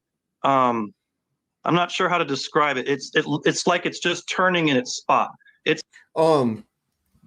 Duke, I'll tell you what, I would, but not on his platform. No. I will do it on a platform like this or like Jeranism, and I'll tell you why. I have found that these people are so intellectually dishonest to the point where they'll sabotage your audio, they'll fuck with your shit. They're just horrible people. So no, not unless it's requested on something like this. So no, it's not moving anywhere. You know, I don't believe that stuff where they say like it's going to shift to a different pole star, because if it's not moving now, and it wasn't moving 10 years ago, and it wasn't some other place 100 years ago, probably like in a year and in 10 years and 100 years from now, probably going to still be in the same place. Hopefully we're all alive to, know, right? Hope we all live long time to see that pole star stay put for another couple thousand years. So you don't care what the high precision observational data is, you're just not going to believe it. No, I look at the stars. I track what's going on. I compare it to what I've seen throughout my life, and I see that. Why didn't this fucking numbskull Dr. Tony realize that if you were in this chaotic shit of whirling and spinning and flying and all this other dumb shit that's going on, that the very stars you're invoking as navigational tools would not be able to be used? Okay, you wouldn't even be able to use them. That there's no tilt, which should happen every year. I mean, tilt, that's not something that would take 100 years to see if it happens or not. Allegedly, tilt is the reason we have seasons on the globe Earth. But the sky is not tilting. Your inability to see tilt is largely a product of your inability to properly understand how it would be detected. But the tilt that we see is the angle between the plane of the ecliptic and the celestial equator. Are you claiming that the sun is always over the equator? No, I'm claiming that so the path of the sun is at an angle to the equator, right? Please don't interrupt me, PhD. Yeah. I'd like to propose a toast to my family. Tony? That was appropriate, though. It's, don't interrupt me, and then here comes Tony Soprano. I'll bring a hit out on you, man. You better watch your ass. I'm sending Tony Soprano after you, motherfucker. What are we doing? I asked you a yes or no question. No, what I'm saying is that the tilt we see is non-existent. What was the question again? Because that's what I mean. We can. Is the plane This that is the the first sun question, guys. follows So keep those over questions the coming in. Go ahead, equator? Tony. What? Is the plane followed by the sun always over the equator? Is the plane followed by the sun always above the equator? You mean the Yes. path the sun takes? Are you talking Yes. about the Tropic of Cancer? Yes. In No. summer, the summer solstice, that's when it's like at the edge of the Tropic of Cancer. Then when it's So is winter, the Tropic of Cancer the please don't equator? interrupt me. When the Is sun's the Tropic path of is Cancer the furthest, equator? it's called the Tropic of Capricorn. That's when we get the winter because the sun, the path, 10 seconds. The path of the sun expands and contracts throughout the year. That's how we have seasons. There is no tilt. Okay. He's like, I can't take it. I need a fucking booster, man. I need a fucking booster, quick! Somebody give me a jab. Do it. Oh, science! I need some science. Where's my Neil deGrasse Tyson calendar? Tony asked a was- clarifying. that was- Hold on there, that Nathan. was- Nathan. so- Tony asked a clarifying so- question. Over to you, Tony. Okay, so the Tropic of Capricorn and the Tropic of Cancer are not the equator. They're Oh shit! The equator's the midway point between those two. Very good, Tony. for Yes. the sun is not always over the equator, That's right. right? Nobody That said was what. my question. Is the Yeah, sun okay, yes. always over the You're equator? You're right. No, the it sun isn't. is not always over the equator. You're right. Okay, so the angle that the path of the sun makes with the equator is the ecliptic angle. That's the obliquity. Saying that the obliquity is 0 would require that the sun is over the equator. So you're saying that something that we observe isn't real. No. No, I'm saying the globe theory is lying about what's happening in reality. I'm saying, yeah, How so? like you just said. I mean, what do you mean about the sun? You just said you thought the sun would always be over the equator. No, No. I just explained to you. The sun has a No, I path over didn't. the earth, right? Don't The lie sun has about a me. path over the earth. It goes from the Tropic of Cancer in the summer, then it goes over the equator, and then it goes down to the Tropic of Capricorn, giving us winter. Then Look, it comes Ryan, back. Then I'm it comes going to back. ask its that he be path cut off here contracts because and he's lying expands. about what I said. No, I'm not. I'm listening to you, man. I know Love you want to. Tony. I love you. All right, I know you want to jump in here and there, Nathan, but let's move on to the next question there, guys, because we got lots of questions, and I'm sure eventually we'll come full circle. We always do. Malavaya, glad to see you're hanging out there, buddy. You know, a big critic of mine originally, but we grew to love each other, and I really appreciate. He's an honest guy, so that's cool. Personal incredulity, poisoning the well, ad hom. How many more fallacies this dude gonna unleash in his opening? Oh, he's still spicy. So Malavaya, I think he. I'm not sure he's coming after there. So he says, poisoning the well, ad hom. How many more fallacies is this guy going to unleash in his opening? Who do we think that's for? Malavaya, you didn't really specify. Let's continue on. Malavaya goes on to clarify $5. Thank you so much, Malavaya. And keep the super chats coming in, guys. We really appreciate this to carry the conversation forward and get those questions in. Tectonic plates cannot work on a flat Earth. Earthquakes cannot work on a flat Earth because a flat Earth being caused by tectonic plates. Stop your nonsense already. Why? Why? And I notice you use the word plate, not bowls, not tectonic dishes, not tectonic bowls, right? Plates. Plates are flat. Okay, I think that clarifies the plateau. First question. So he accused you guys of poisoning the well, and then is saying that your explanation for the tectonic plates is not accurate. So, thoughts on that, there, Nathan and Matthew? You want to go first? Yeah, I'll just real quick throw this out, and then so with the terminology itself, plate, it's kind of like airplane. A plate itself is a flat surface. There are plateaus, abyssal plains. There are these flat features, flat referenced features throughout tectonics. They are something in the ground. There are structures, and if there's a jostling of them, maybe if something hits it from this side and then causes it to wiggle, you're going to measure something on the other side of the plate. That could send something through. but yeah, I think that the term plate itself, it's a piecing together of these sheets as far as at a certain elevation, and they're moving around depending on how much oil lubricant we take out from within the earth and everything. Good one. May I add just a little bit? Okay, I live in Southern California. Yeah, we got earthquakes all the time. Okay, all the time. The street setup, it's perfectly like north, south, east, west. If you look on a map of like where I live, they're all lined up north, south, east, west. So if there was plate tectonics shifting around, there would not be that alignment. And I would just tell you guys, yeah, look at my area. It's like Fullerton, Anaheim, Buena Park. The streets are all like perfectly like miles. They're like squares, and they align north, south, east, west. So that's proof that there's no plate tectonic shifting going on. There are earthquakes. There's stuff happening beneath us. There's geothermal activity. You know, like what makes lava and all that. I mean, I have my own personal opinion that beneath us is hell. So there could be all kinds of weird stuff going on below, but rightly so above us. If there's hell beneath us, that means heaven's above us. There's all kinds of like electricity going on in the sky, and it's amazing. It's beautiful what the Creator did and where He put us. Thank you. As soon as you come to the understanding that this is a big living, organic, biomechanical structure, and that you're a part of it, everything here is a part of this huge, magnificent, self-perpetuating machine. This is a remarkable creation. Okay.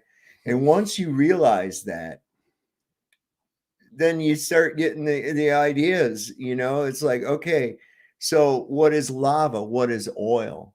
Is oil because of crushed up dinosaurs and shit? No, it's not. I think it's a natural mineral. I think it's something that it's part of the earth. It might even be, I don't know, a form of a circulatory system or a lubricant that the earth uses. I don't know. But I know it's not crushed up dinosaurs. And is the lava that we see coming out of a volcano, what exactly is that? Is that another type of a circulatory system that this machine has, that this living earth has? You know, is it because there's a big ball of fucking lava in the middle of the earth? No, that's stupid. I mean, we have to first understand, how does a volcano erupt? Well, that's pressure.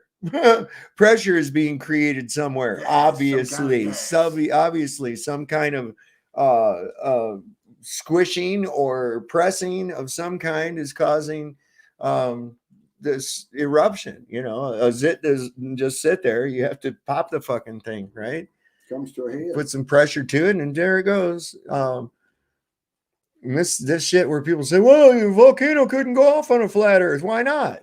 I can make a little thing with some fluid underneath of it, and I put some pressure down on the ground, and that shit will squirt right up through the fucking middle of it. Why? It's a weak spot in earth and it explodes. Exactly.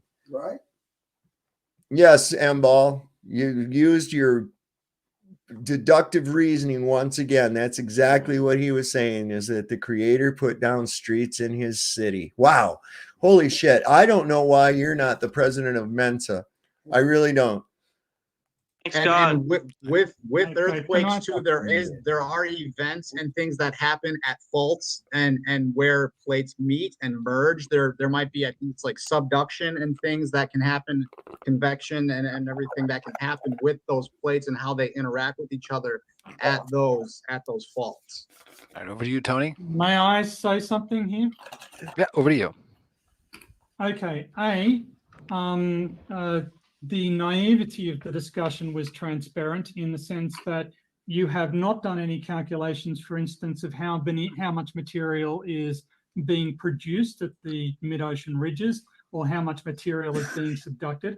We have done those calculations based on the length of those features on a globe Earth, and they match. So as much material is being produced as it is being subducted, which leads to equilibrium in the geometry of the plates. The claim that plates do not slide past one another as was adduced just a little while ago. I'd like to share my screen again. Oh, come on. I don't think Ryan is there right now, or is he? Just Okay. play it. Let's watch it. Yeah. We're cordial. It's backwards, man.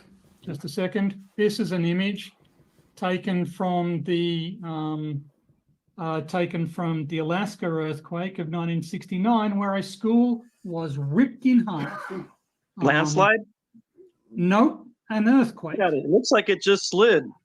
The whole Earth. Yes, if but the it was Earth ripped open, yes, but it was actually dude, an where's the earthquake. gorge where the Earth ripped open. That looks like a landslide. Cool Yes, pic though. it said that it was an earthquake. You can Yeah, look so at the Anchorage earthquake. There's earthquakes. I agree with you 100%. Stop interrupting. Sorry. Apologies. Love you. Okay, so it doesn't matter what data you see, you're always going to explain it away as somehow fake, or somehow it's not what it appears to be, or somehow magically the Earth is flat regardless of what you see. Dude, are I you telling me find that picture is your proof for plate tectonic shift? Is like a building that looks like there was an earthquake and a landslide? It looks like it was ripped in half by motion of the it's plate. We have If I'm not mistaken, that big earthquake that hit Ridgecrest, California, a couple of years back, Austin Murphy, you're still in the chat, I think. He lived right there. That the road going to Trona, that I saw a picture of it where the yellow line down the middle of the road was shifted over like that, so there's some kind of movement and shit, but to claim that that's only possible on a globe is stupid. Anybody that's ever fucked around with broken ice on a frozen pond, you can get the whole idea as to what's going on there. You really can. You can see there you have plates and they will crush against each other. They will. You can see how that would happen. It doesn't require a fucking it doesn't require a globe at all. All it takes is the plates shifting, and they're on maybe on a fluid. Who the fuck knows? We can't get down below 8 miles anyways, and they don't know what everything in the earth is at all. They got these little drawings of layers and all this other shit, but they don't have a fucking clue. They ain't got to the end of it. We have thousands of examples of faults, shear faults, that have ripped laterally, and then one of them has moved vertically. Your fucking mom's a globe. That doesn't mean the whole Earth is that. There could be things happening, yes. But your claim was that Hey, M-Ball, your mom's a fucking globe. How about that? Nobody claims that these things happen everywhere. They happen at plate boundaries. So the fact that they happen around plate boundaries. Yeah, my claim is I live in an area where there's earthquakes all the time. And so you're an expert on earthquakes. We have mudslides. Was that school at a plate boundary? Yes. That was on a plate boundary. Okay. Yes. One thing I will say and I think it's very important to note this, I think it is worth noting that we do need more people going to school for trades and learning how to make infrastructure that can withstand earthquakes. I think that would be good for everybody. So that's easier said than So that's easier said than done for shallow earthquakes. So in Japan, there's a lot of work that's been done on earthquake proofing buildings and sky rises. But they can do that because the earthquakes are reasonably deep, whereas along the coast of Alaska and along the coast of California, they've got very shallow events, and there's a lot more vertical earth motion because they're not having to lift up as much earth. But the idea that because you live in California, that makes you more of an expert on earthquakes than seismologists and geophysicists is absolute nonsense. A big Lone Pine earthquake took place in California in the 1800s, but it totally destroyed. Didn't kill a whole lot of people, but it was sparsely populated. They said that the upward movements between 18 and 25 feet upward movement of the earth during this quake, going up and down 18 to 25 feet, and a horizontal shift of 45 to 60 feet during this. Now, just imagine being in that shit. 45 feet. Think about that. You're sitting there, all of a sudden you're shifted 45 feet in one direction and simultaneously 18 feet or so up into the air and then back down and back. Yeah. That's crazy, man. No, it's drivel. Don't allow him to respond to that. It's fatuous gibberish. Well, we are going to have to move on, everybody, because we have all kinds of questions coming in. So Meridon says, if it is true that the Earth is flat, then why is it the case that we know for a fact items weigh about 1% less at the equator compared to the poles? I need to see that actual proof. It's nothing like a little confidence boost to help ease you back into the dating scene. It also includes having a smile you feel good about. Fortunately. So the Elias effect shows that there is an influence of the sky above us on matter on this Earth. If you look at how pendulums are during an eclipse, which should have no bearing on what if a pendulum, a Foucault pendulum, for example, is exclusive, only motion derived from that is due to the supposed rotation of the Earth. The aligning of celestial bodies that has a negligible amount of gravitational influence, especially considering the results that are get during the Elias effect, you can get pendulums that will swing differently. And so now if you look at objects that were weighing on the Earth, if you look up at the sky and look at a time lapse, you're going to see stars that are north or south of the equator appear to turn almost into a point because they're getting smaller and smaller, the circles. So you're getting more angular turn over less distance. So there's going to be more angular motion imparted into objects or influence imparted into objects. Whereas if you're at the equator, it's going to go straight as it influences and imparts into the object. And so that can fluctuate. If you have something in a fluid, it can weigh differently depending on how it's traveling and the medium that it's in and everything. So the direction of the flow of the fluid flow could alter and shift. Where is your observational evidence? Can you present any observational evidence for this? So they weigh objects and they weigh differently depending on where they're weighed, and then we can tell that there is an influence of phenomena in the sky that affects how things. Dude, I don't even know why you took that bait. I don't even know why he took that bait. You made a positive claim that things weigh different in two different locations. I call bullshit. Show that. Behave on the Earth because you're of the not Elias effect. doing what I asked for. I asked for evidence, and you're just repeating yourself. What is your evidence for what you are claiming?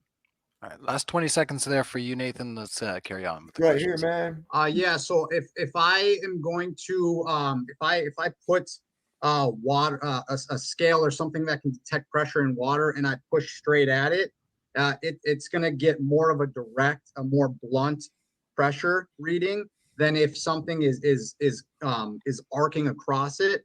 It's going to have less direct initial impact, and then the reading difference would the difference in readings would be there because you have a whole force hitting something at once, or the very tip of an arc, and then more would crash into it as the rest of the arc catches up to hitting that pressure plate. All right, that was for. Was that evidence? So that one explanation. That one was for Nathan and Matthew. So we're going to carry on from there. Kango44, thank you so much for hanging out in the live chat and your super chats. Kango44 is obsessed with super chats on this fucking channel. We appreciate everybody who has already asked their questions. Let's carry on. Mr. Beast spent 50 hours in Antarctica and filmed the 24-hour sun. He was not stopped by the army. He also did not see a huge ice wall. Matthew is having some. How in the fuck Do you know what Mr. Beast did or didn't see? He did not film or time lapse the 24-hour sun. He didn't show any footage of an ice wall, so there isn't one there. Really? That's where you're going by. And there again, this Mr. Beast person, I still haven't looked into him. I'm gonna have to look. I'm gonna look at his channel while this is playing, and then I'm gonna cut her down here in just a minute. But I mean, what the fuck, Mr. Beast? Oh, he's not part of anything. No. Some thoughts there. Go ahead, Matthew. So, okay, really quick. Let me get this one, Nathan, about the 24-hour sun video. Okay, in Antarctica, I saw it, right? I saw a couple of them that did look like total fake CGI. Honest, I'll say it. The shadows weren't moving. Okay, but I saw one, and I thought to myself, what if this is just the North Pole and they just flipped it, like mirrored it? So I'm like, yeah, that obviously that's one thing. But in today's day and age, listen, they can make realistic videos of Taylor Swift performing fellatio on President Trump. So, I mean, come on. They did right? what? Let's all go down, open up Antarctica. Let's go. Let's all go. Let's get those ships. It's already Let's all have open. fun. That's how Mr. Beast got there. It's open. Anybody can go there. Hey, I don't Anybody trust can go buy a Mr. ticket. Beast. Hey, you know what the number of the Beast is? Hold on a minute. I'm looking over here at Mr. Beast's channel. And what's he got? Face your biggest fear and win $800,000. He's got another thing. Survive 100 days trapped, win $500,000. He's like, what is it? It's like Fear Factor. And so some show like that's like Fear Factor or some shit. 238 million subscribers, right? Okay. What was his challenge for Antarctica? Was that to, oh, we're going to give you some money to go to survive in Antarctica with me for a certain amount of time or anything else like that? No, this is just, hey, there's a lot of fucking dead-headed people watching you, so we're going to put this propaganda through with you because you're known. Okay, so it's basically he's going the Joe Rogan route, and yeah, he's put out there by the fucking establishment. So why would anybody even cite this asswipe? You know? Not a good source. Don't bring up Mr. Beast to me again. I will destroy the Mr. Beast argument in a fucking matter of seconds. Any person can go there. Six. That's not a real number. As we confirmed, is a great Iron Maiden album. Let's continue on to the next question that Kango asked. Kango 44. In a flat Earth, Antarctica goes all the way around the disk. So from anywhere on Earth, you could travel in any direction, and get there. Why would you have to travel south to get to Antarctica? So when you're considering the way that you would travel, like as far as cardinal directions go on a flat Earth, you have to consider what the model is claiming. So if you look at a flat Earth map like what Matthew is showing here, north, if you were looking at a compass, which compasses always point to north, despite there supposing to be a south pole, it will point north, and then south is anything directly 180 degrees diametrically opposed to north. So that would mean if you have a compass in your hand and it's pointing to the north, you are going to turn 180 degrees so that the compass is pointing directly at you, and you travel in that direction. You will reach Antarctica because both models claim, according to our magnetic declination and the way that our compasses work and that we navigate, south is away from north on both models. Circumnavigation is east and west, and that's possible. You make circles on the above the circle of a flat Earth or around the circle of a sphere Earth, but east to west circumnavigation is the only way. And on both models, they claim the same thing. North is towards the way the compass points, and if you go 180 degrees, you're south.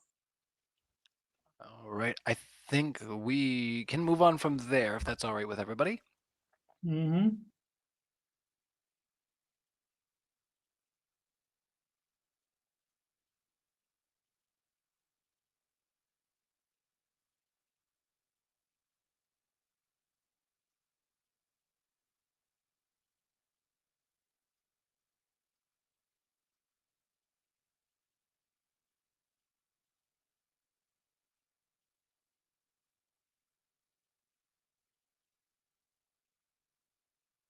I'm sorry. I was muted that whole time. Trying to keep the bong hits out of the fucking gurgle. Anyway. I said we can look into this in the next show. There's only about a half hour left of questions and whatnot in this.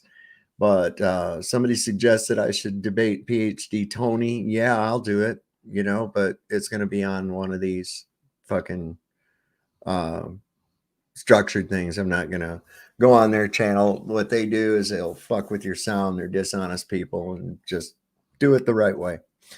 But yeah, we'll cover the rest of this tomorrow. There's another debate coming up soon. I'm thinking the 13th, which of course is going to be Tuesday.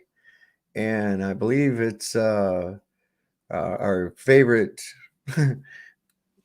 Michael Toon is going to be debating another guy that I'm not familiar with, but maybe we'll cover that. We'll see. We'll see what comes about from that. But anyway, I'm going to get off here for tonight.